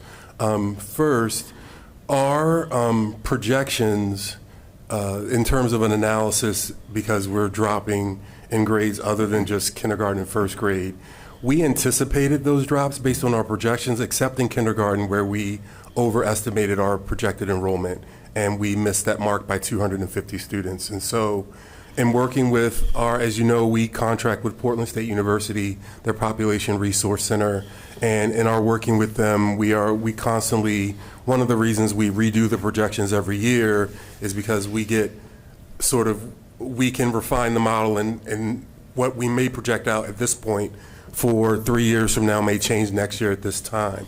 The 10-day drops, that's an excellent question. I appreciate it. The 10-day drops happen on an ongoing basis. So while we have to give a snapshot of enrollment as of the first workday in October, the 10-day drops are occurring throughout the month of September, October. They're occurring even now if a student by chance doesn't attend for 10 consecutive days, because that's the requirement as we report our attendance and our average daily membership, which some people call ADM, which factors in to our enrollment funds. We have not, at the district level, done engagement with parents who either their students no-showed or were dropped after the 10 days that I'm aware of. I mean, I just look at PPS being at 40,000 students. That's the lowest number I think I've seen in 25 years for PPS, even after the 2002 recession in which they were going to close schools for 5 weeks. So it's a pretty shocking number. I mean, just the cumulative impacts. And I wonder if there's a relatively like just easy data search. So when a student goes to a different district and there's a request from another district for the student records, do we have a way that like that automated, we could just be sort of collecting that to see? I would need to follow up because that usually happens on a school-to-school basis, and I don't know that we have a way of measuring that from the central office. Yeah, I was just going to say that's absolutely an important data source, and I appreciate the questions around. I think what I hear is that we're continuing to decline. I think as predicted, not a surprise, not an Oregon issue. It's a across the United States issue, and what are we going to do about it, right? And so we're leaning into conversations. I know I don't necessarily have are those who support and manage enrollment here specifically, but I can tell you for all of the work that's happening across our city with affordable housing, work that we're doing to make sure that we put new schools in our communities that will continue to attract families and that our programs and our services are high quality. I mean, when we look and do a deep dive at the data where you look at where there were some infrastructure failures, like the roof during the rainstorm, I mean, while I don't have qualitative or quantitative data to say like that's it, that there was a significant drop in enrollment at those sites. And so I think it's a comprehensive strategy to respond to an issue that's plaguing many of us across the city.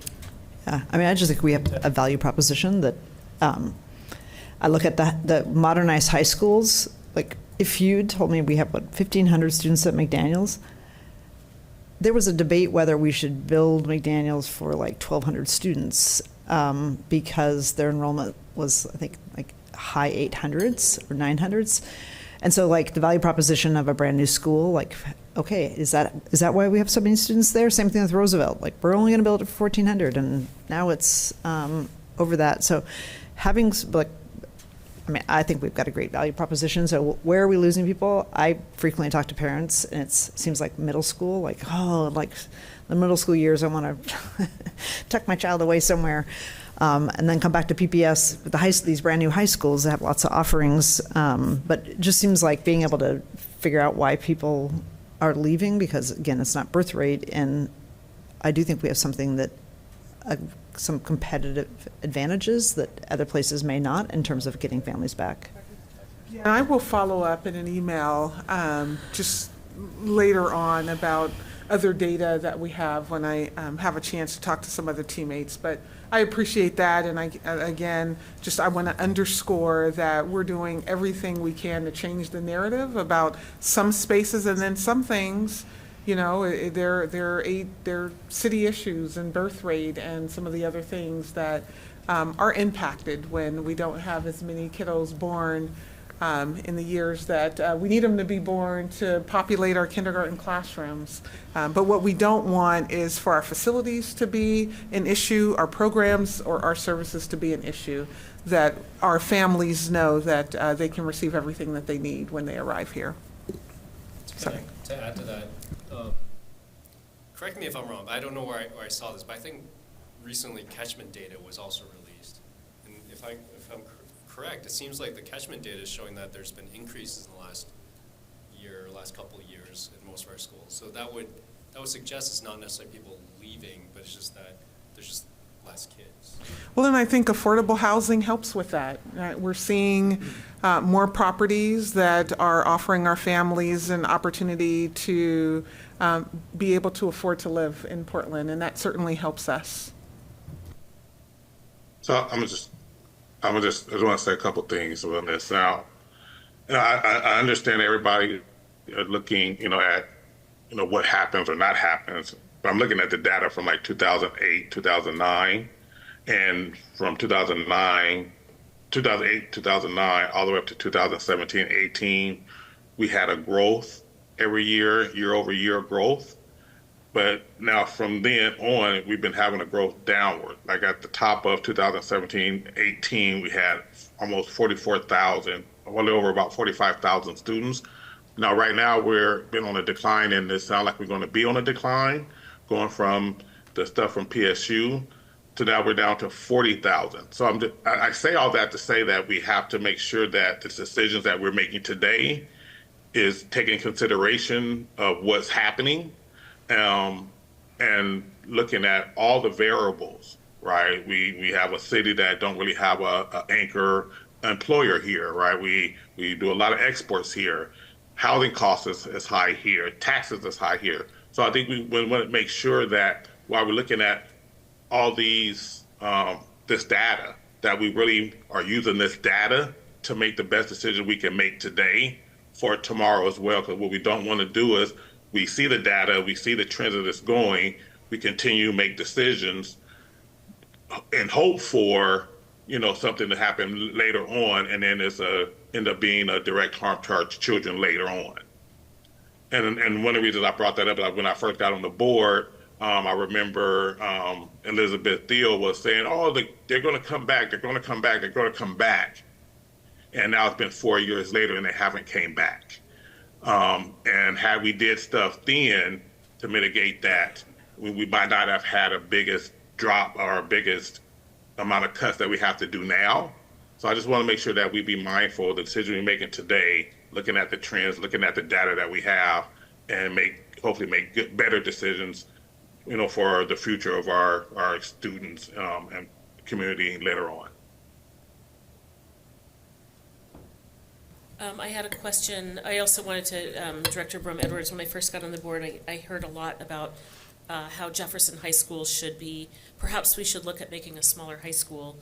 Even when the Population Research Center told us that there were 2 areas in town, I've quoted this before, that were going to experience growth due to the increase of subsidized housing, or at least housing starts in the Franklin and Jefferson clusters. And those, you know, those words that we heard 4 years ago are now coming into fruition because it's taken that long to get a permit. But there's a lot of housing being built in the Jefferson cluster. And I'm really glad that we have the ed specs to guide us in terms of how large that building is. One of my questions is, and I haven't looked at this myself, do we know how many how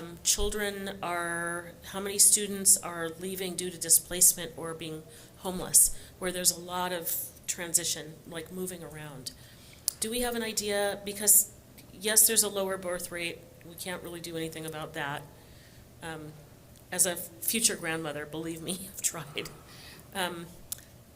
But do we know how many of those, I'm looking at those schools that have really high free and reduced rates. Do we have, and also correlating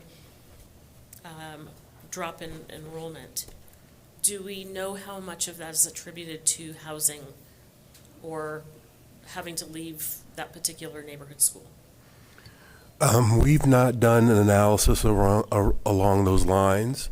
However, my understanding of our McKinley-Vento work is that if I become homeless and I'm attending your school, I should still be able to attend your school, even though I don't still have that permanent residence. So it's certainly a great question, and I can look into seeing what we might be able to understand. And I appreciate the research questions that are being asked, and I just want to reemphasize one of the points that Dr. Adams made, which is that October 1st being that census date where we're able to capture the data. And so when we think of October 1st to November 19th and the, 45 or 30-ish school days that happen in between is a very small snapshot in time. And so I can imagine in another month or two, we'll have more data to share out, both qualitative and quantitative, on not only what's occurring in many of our areas across Portland, but some strategy that we've deployed to specifically address that. So I guess that's a long way of saying that we will be presenting more data as time goes on, but for this early snapshot in time, there's still some things that we're uncovering and looking to get some more information on, things that weren't historically captured before. And I appreciate that. I appreciate Director Holland's line of questioning too, but yeah, I was curious about that, and I don't think we need evidence that Portland is expensive to live here and that there is a rate of displacement, especially in higher poverty neighborhoods, but I would appreciate that extra analysis. Well, Go ahead, Gary. Oh, no, go ahead. I already said some. Go ahead. Okay. This is a little bit maybe in the weeds. You touched on this a little bit, Dr. Adams. I was surprised at the variability. And it raised some questions. So, for instance, we gained 33 third graders but lost 160 fourth graders. We gained 78 sixth graders but lost 128 seventh graders. and it just made me think, I don't think there's something amazing going on in 6th grade and something horrible going on in 7th grade. I think there's some natural variability there. And so, to the superintendent's point, I know we don't have the answers. As you continue to explore that, it would be really interesting to sort of suss out what's a natural variability for our district, for districts of our size, versus what's a trend, and again, without any evidence, when I look at this, I see a trend in the early years, which feels more like could be birth rate, could be dissatisfaction, with PPS, could be other alternatives, could be less of an interest in school, because we're seeing that as well. But when I see some of the other grades, it looks more just like, some years you have more 5th graders and some years you have fewer. But anyway, I think that's going to be important too. Sort of what's a natural variability, and then what's a concerning trend. I can certainly have the team work on, I think one of the places we could start is understanding just the overall level of mobility in the district. My guess is that it's a little bit higher than we might believe and suspect, and that may contribute to some of this. But let me have the team work on some of that. Yeah, and then the question I had, is there a way the district monitors like kind of the reasoning why families leave PBS? At the moment, there is not. Is there any plans to have a system to do so? Absolutely. I will say, I just so appreciate these questions. I think, as we know, there's a national movement around absenteeism and the rates and the number of our kiddos who aren't attending school on a regular basis, and the impacts of accessing the educational program because of it. And so these questions on enrollment aligns with things I'm finding in my 100 days of school transition, and I'll have a more comprehensive report in January that speaks to some strategy, but I will tell you enrollment and a focus on not only the kiddos who are enrolled here, but then actually show up every day to class, and that will be included in what my response will be moving forward over the years. Yeah, the question, I think maybe this is for my colleagues. Do any of this data that we're seeing right now informs how we plan on moving forward, like with our bonds? So and I'm just say this as an example. Once again, I'm saying this as an example.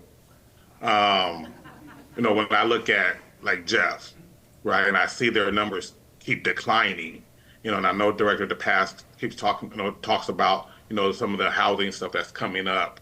But we've been, they've been building affordable housing in North and Northeast Portland for a little bit, and the numbers hasn't came up. They're continually just to decline.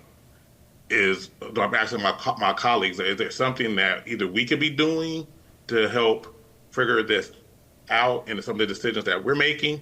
Like, for instance, boundary changes for Jefferson.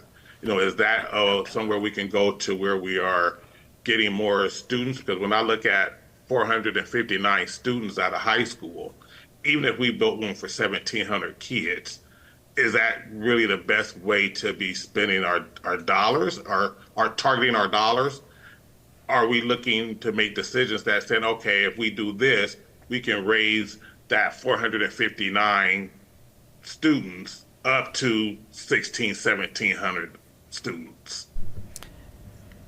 It's a great question, Director Hollins. I would say that the thing that's unique about Jefferson is it's the only, what used to be a comprehensive high school that has no attendance boundary. So there's no, in the sense where if you live within that boundary, that's the high school you go to. Everybody gets two choices if you live within the quote Jefferson boundary, so it has a dual enrollment. So for me, the data is not very clean in the sense of it's not like it has a neighborhood boundary and only 490 students have chosen to go there. It has a broader neighborhood boundary where students are told, or you could go to Roosevelt that's been rebuilt, or you could go to Benson that's just reopened, or you could go to Grant that's been rebuilt, or you could go to McDaniels. And so to me, it's not I it's not a fair comparison, like, and like, or you could stay at Jeff, which is, aside from Cleveland, like the most rundown, crumbly, 100-year-old building. So I also think, if like looking at that comparison, we have to do like the what ifs, and so I think it was, well, the board passed a resolution directing the superintendent to create a boundary for Jefferson. I don't think it's till 2026, but there's certainly modeling that could be done now. I mean, we know that some of our high schools are, I mean, Franklin and Grant are over the 1700. So there are some, in some cases it's a distribution issue, or not. But that's, to me, those are the questions it raises. But it's not just we wouldn't rebuild Jefferson because students haven't chosen not to go there. There's been some very deliberate things that this district has done that has led to Jefferson having 490 students. I would just echo that. I'm not saying not to rebuild it, so I want to make sure I'm clear on that. I'm not saying that. I'm just saying that there's something that we can do, like, for instance, boundary changes to help distribute the kids around more.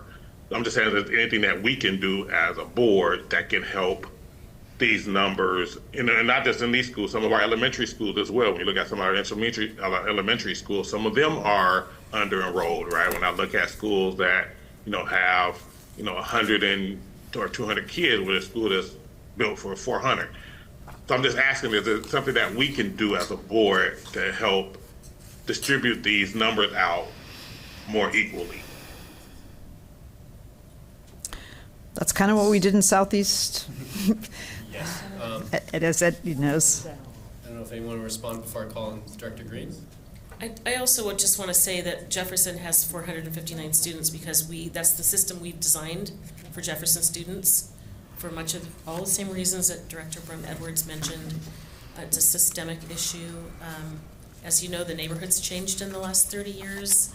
And so we've allowed those folks that have moved in to send their kids elsewhere, anywhere else, besides Jefferson. And I think that we do have some things that we can do as a board that we can advocate for in addition to modernizing that school that will increase the enrollment there.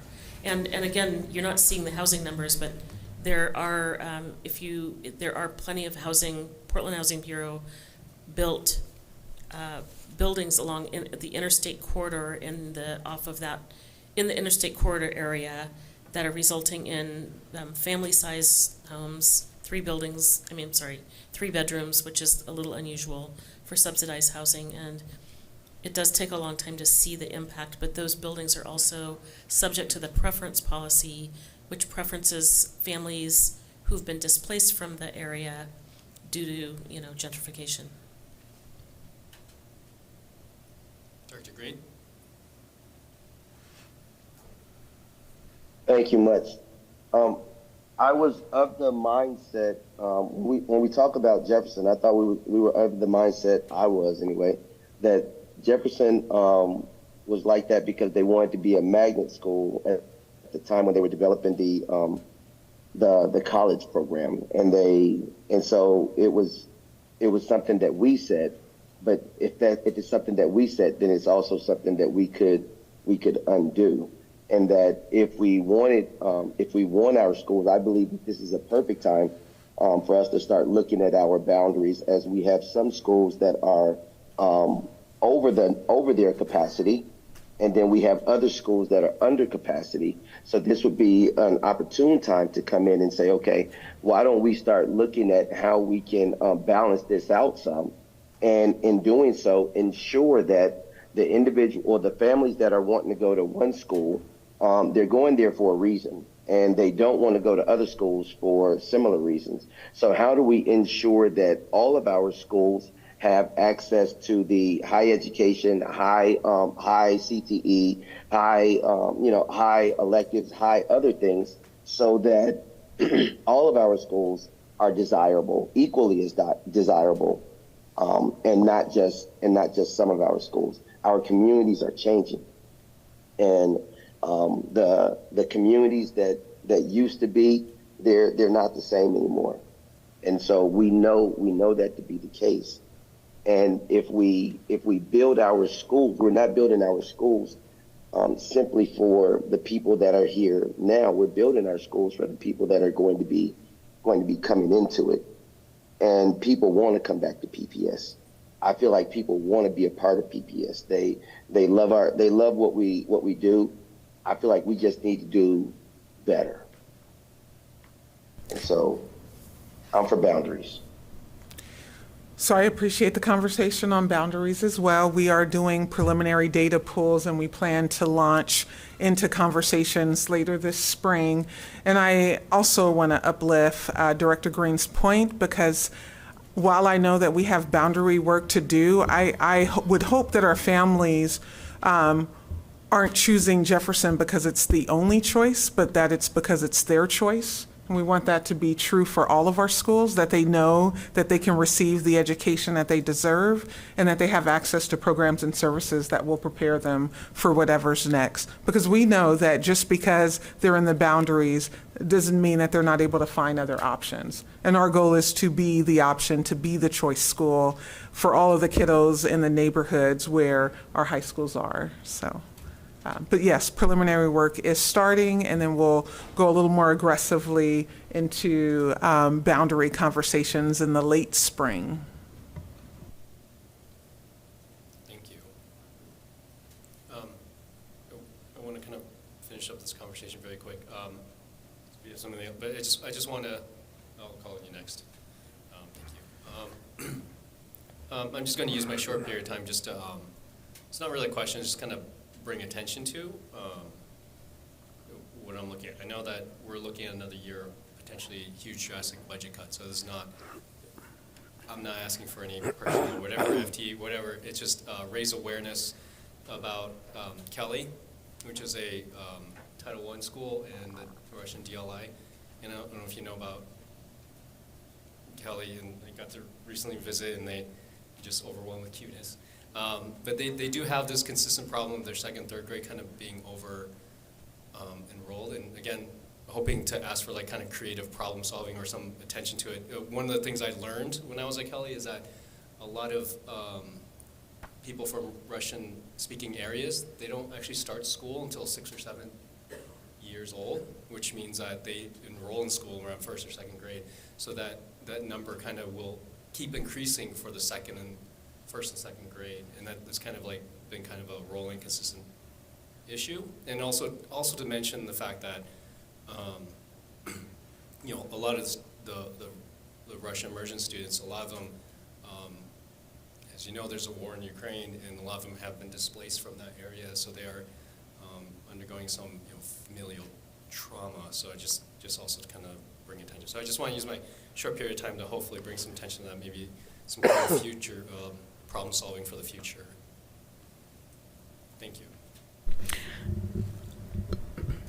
I guess I'm going to flip to class size. So I had some other enrollment questions, but I sent them to you. You can just get the answers by email. Sure. But just when I look at the elementary class sizes, first of all, I'm not sure we didn't get high school, middle school, or high school, which we normally do. So we haven't provided that in the years past. We provided middle school one year, and it was rather challenging because it isn't the same as like Mr. Smith's third grade class has 25 students. At a high school, so much around class size on middle schools is around forecasting and scheduling that it makes it a little bit more challenging to give it to you in the way. And students in an algebra class may be in multiple different grades depending on how they've matriculated, and so it makes it's just a lot more challenging to provide something like that at the high school and the middle school level. We have gotten in the past, I guess I would say, maybe challenging. It's data that our families talk to us about. So if your student's in a oversubscribed class, I just think if we have the data, we should release it with whatever caveats we need to. I'm seeing some elementary class sizes over 30 students, and yes, there's some that are very low, but we know that no child is in an average class. So the students who are in the higher class sizes, this was a huge issue, as we all know, last year during bargaining with PAT. And while these are we have thresholds that are in staffing. Two questions. One, when they passed a threshold, for example, I think it's 33 or 34 students at 4th or 5th grade, they're supposed to get some sort of relief. Did we do that this fall? We have it every past fall? So there's been fall balancing that Dr. Franco leads, and so when classes came in over prescribed, extra FTE were allocated. So I would be interested, just because we spent several months and a month with kids out of school all around class sizes, is to look at where we have our thresholds, and then in the contract there are different thresholds, and then we set up this mechanism by if they were over the threshold, we have the school-based committee that gets set up, and then you can get an EA, an extra teacher, or you pay a stipend. And from a just analytics, like how did it all shake out? I think it would be worth hearing from the district about where we had classes over the threshold. Did we do what we always have done in the past, which is buy out or give a stipend to the teacher? So there's still like 35 kids in a class, but the elementary school teacher might get a stipend. Or did we add an EA, or do we divide the class in half? And just, it would be good to have that data, because otherwise we're just going to hear things anecdotally. So, like, or did we do a much, I don't say better job, because that implies in the past we didn't do it. Do we more effectively spread students so that we had fewer classes that bumped up against those thresholds? Those are great questions. What I can share is that Dr. Franco exhausted his set-aside amount that he had in the fall, so it was all given out. And that's usually done between September and October, when we get those counts and the 10-day drops are occurring and things like that. We typically, because I know this part because my team's working on this right now, we typically have been offering and paying the overages when we go over the cap. Because there's no more, at this time, for example, there's no more additional FTE to distribute. It's all been given out. Okay, so. In terms of, sorry, I didn't mean to cut you off, Director Brim-Edwards. And then in terms of class size committees, we would need to do, Dr. Franco probably could gather that information for us. And I know that our understanding of class size committees was that they weren't to be called when it was a particular classroom, but rather a sort of school-wide issue across a grade level or a content area. So did any of them convene? I mean, we spent so much time talking about every word in that section of the contract. Did that? So we have not convened a class size committee. So the big piece is you go through set aside, go through that process beforehand, and then with the class size committee, it's up to them, the site, to convene first. With the first piece being obviously to see if you could solve it within the sites. And so and actually I'll take that back, I have one to potentially meet with, but that's it. So are these numbers after you've distributed a balancing FTE or before? After. Okay, as part of my request, I think you're on the email, Mr. Chief Franco, also just knowing where those got distributed. The set aside? The set aside. Okay. So like what we talked about in bargaining is we have a certain amount of tools. We have the stipend, which the district had always relied on, which pays the teacher extra but doesn't actually produce a change for the students in the class. And then we have the EAs and the teachers. So I'd be interested in how we utilized our resources. Like we utilized stipends for these schools. These schools got balancing FTEs, and then these ones, we just, they are what they are. Yeah, we could provide that for sure. It seems like we haven't, or at least I haven't had so many emails complaining about class size. You know, sorry. It's worked out better this year. If you live in the Glencoe district, you would have.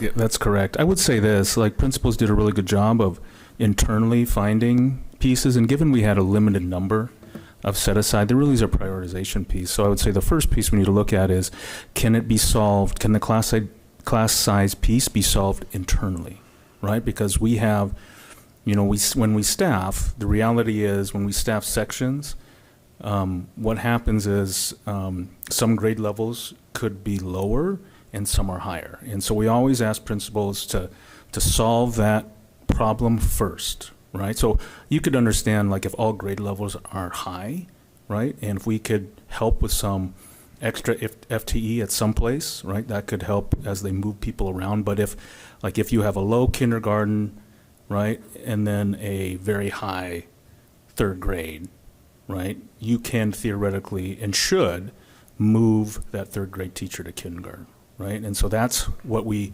expect principals to do before they even think about requesting set aside, is what are those internal remedies they can apply. I was just looking at the numbers, and Kellogg's interesting because it really went down, and that's a new school, brand new school. That's just happened in the neighborhood. Yeah, I think with what Dr. Adams said is accurate, and I heard it as well from the board, is that there are variances, right, that happen every single year. And it's when we start seeing some things consistently that we, obviously that's something we need to figure out if there's a trend there. And for Kellogg, I don't know specifically why. I think we moved Creston to Hosford. Yeah. Because yeah. they had been told They- they were going to be going to Kellogg, so they went into Kellogg when it opened, but I think it's transferred back. So I think there were some mid-year programmatic moves. Because that's Thanks. not a neighborhood boundary. I mean, there is a neighborhood boundary, but there's also a bunch of programs that go into it. Or different programs.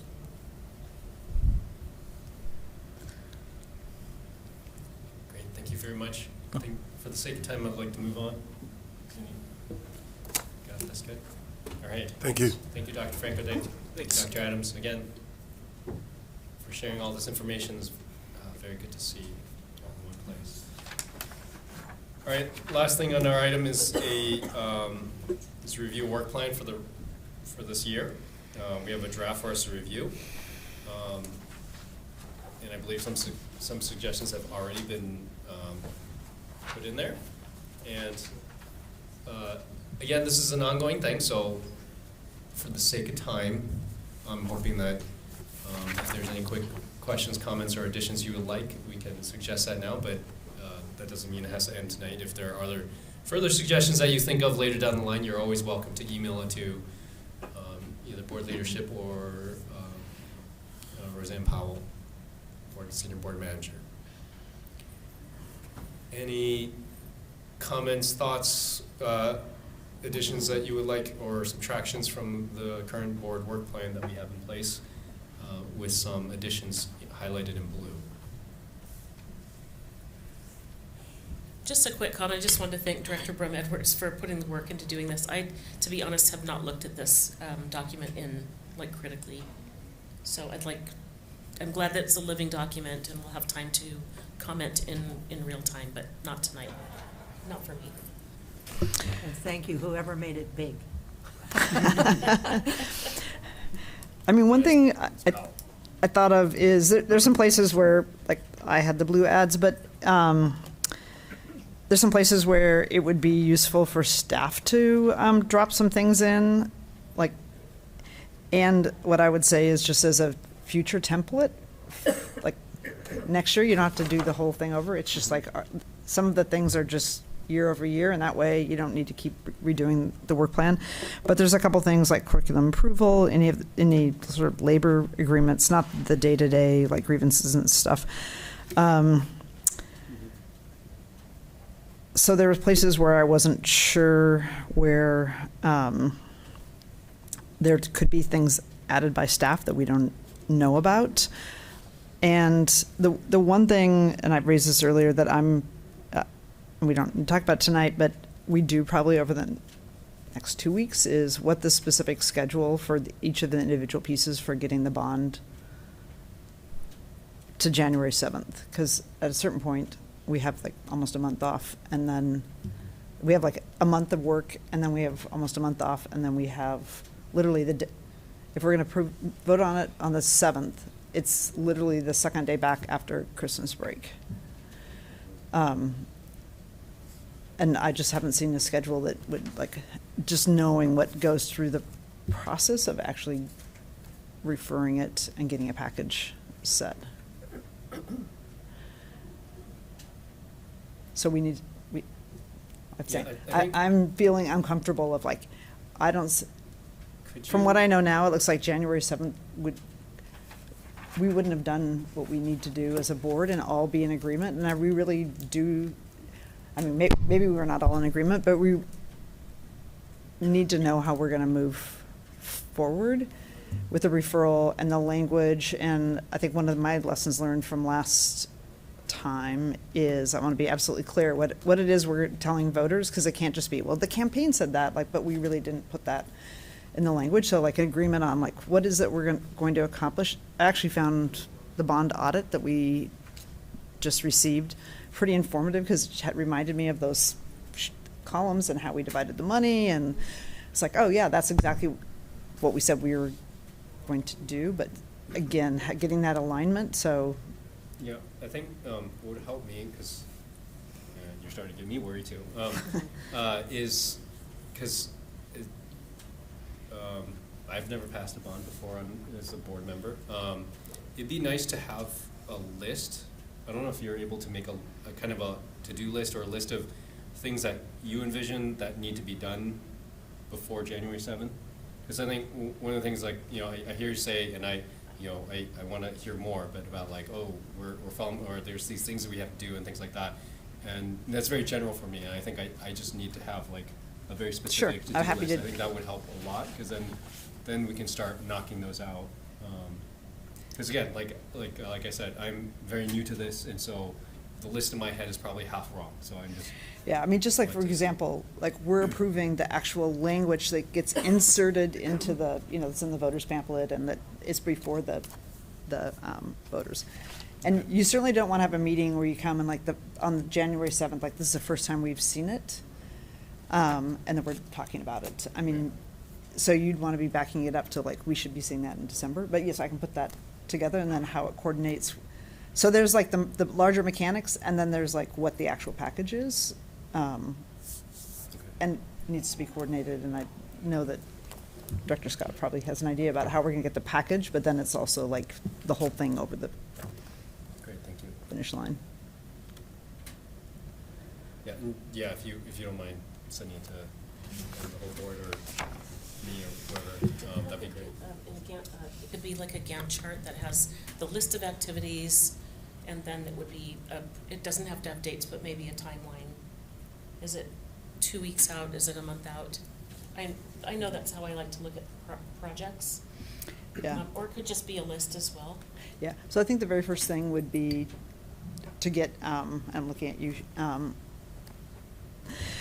Sharon, because it is like starting with when's the absolute drop date, and then obviously we want to give ourselves a buffer, move back from that, but then schedule it out. So literally, like, you only get whatever 10 words in the ballot title, but oftentimes that takes a lot of time deciding and agreement on what it is that we're going to be asking.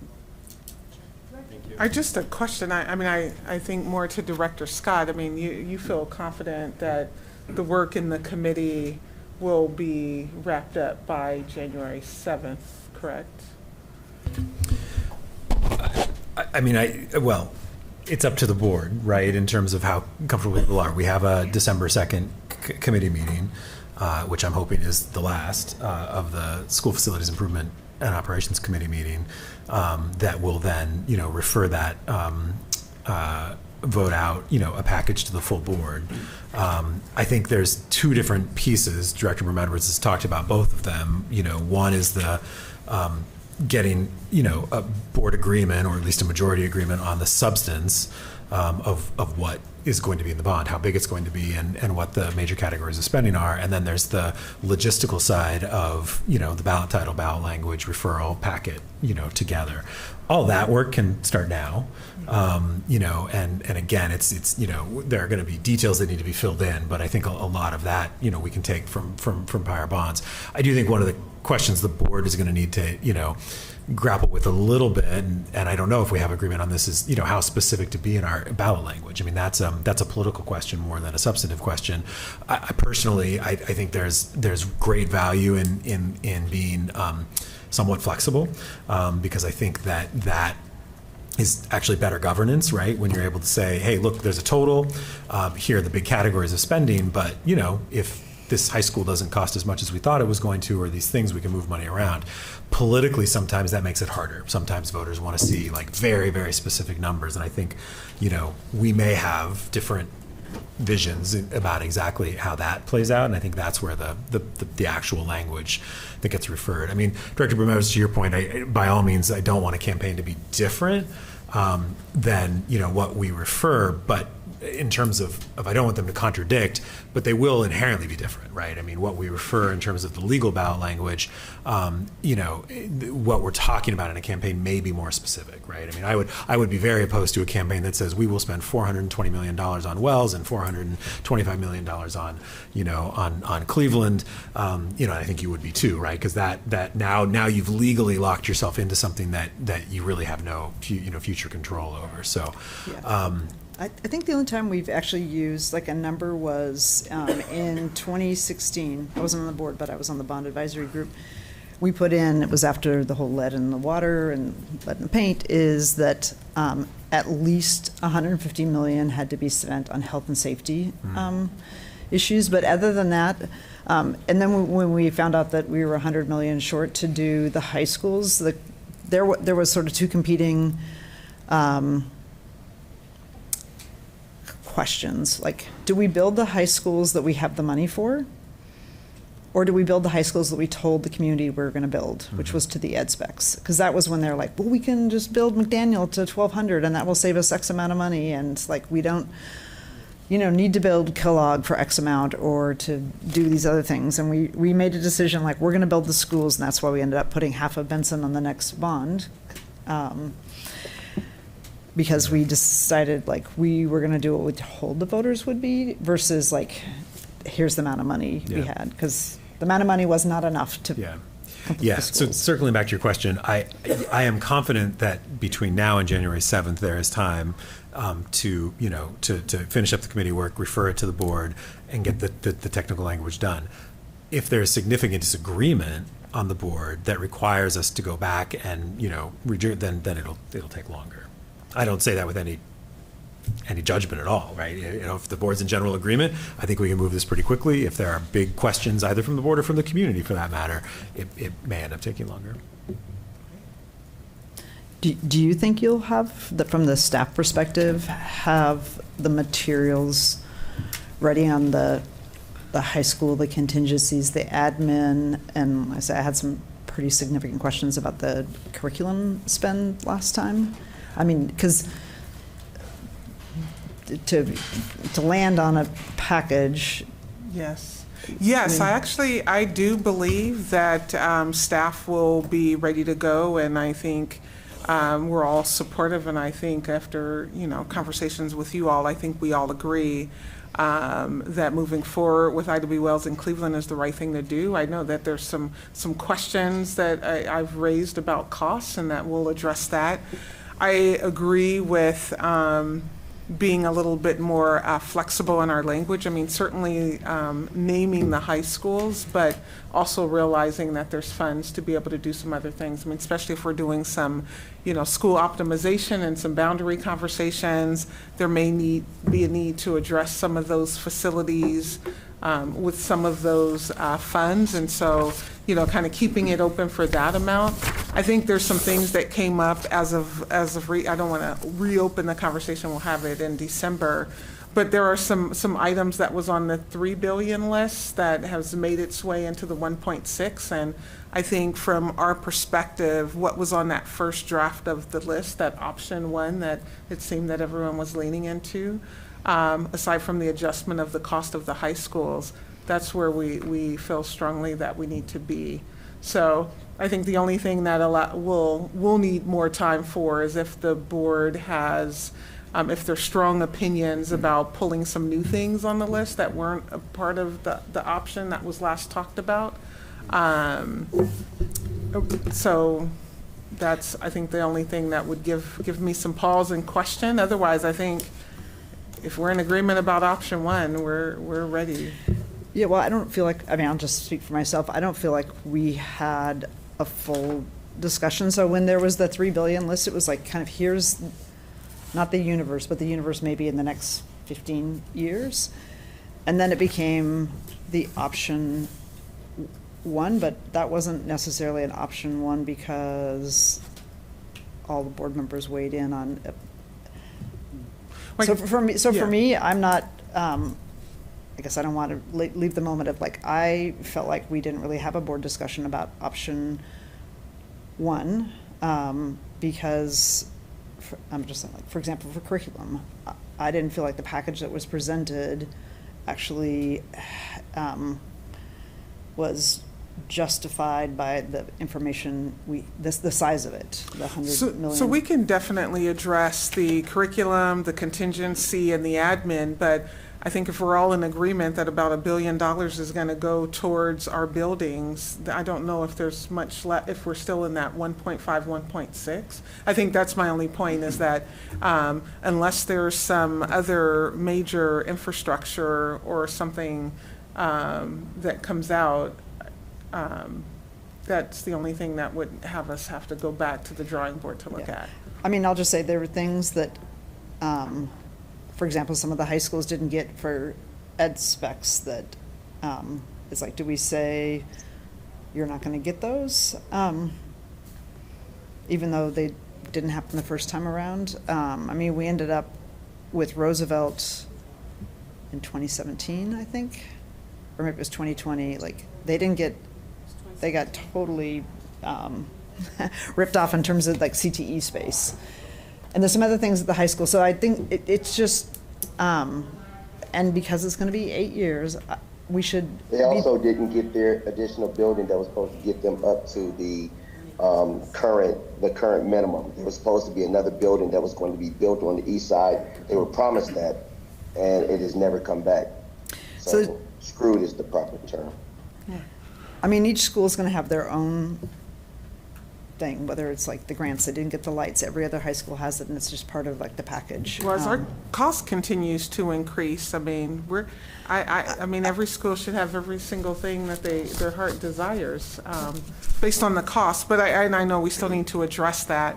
I think I hear the point, and I think to answer your question, we'll be prepared to address some of those other questions that has come up about contingency, admin, and curriculum. Anything outside of that, we're assuming that the buildings that are listed is what it is, and any savings from reducing the cost of high schools will be put towards other projects to be named later.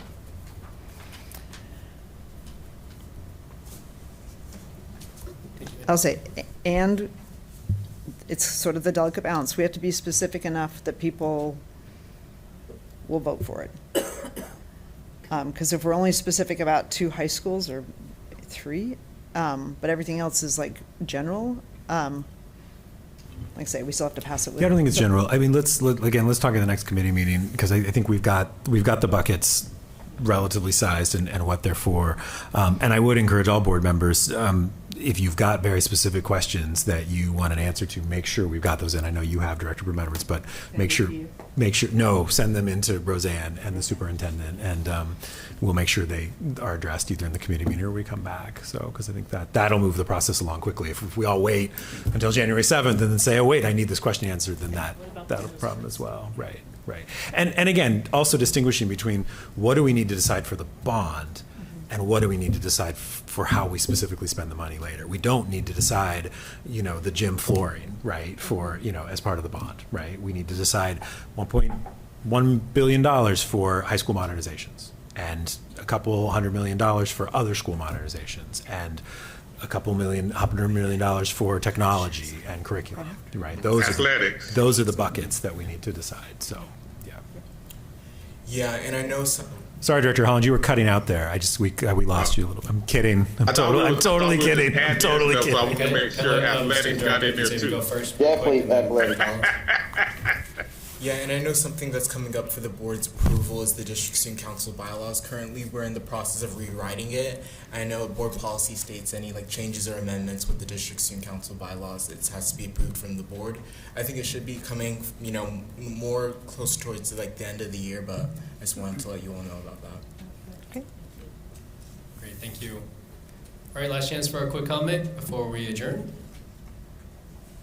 All right, our next meeting is a regular board meeting on December 3rd. Now that that's it, this meeting is adjourned. That will be a long one, so get some sleep.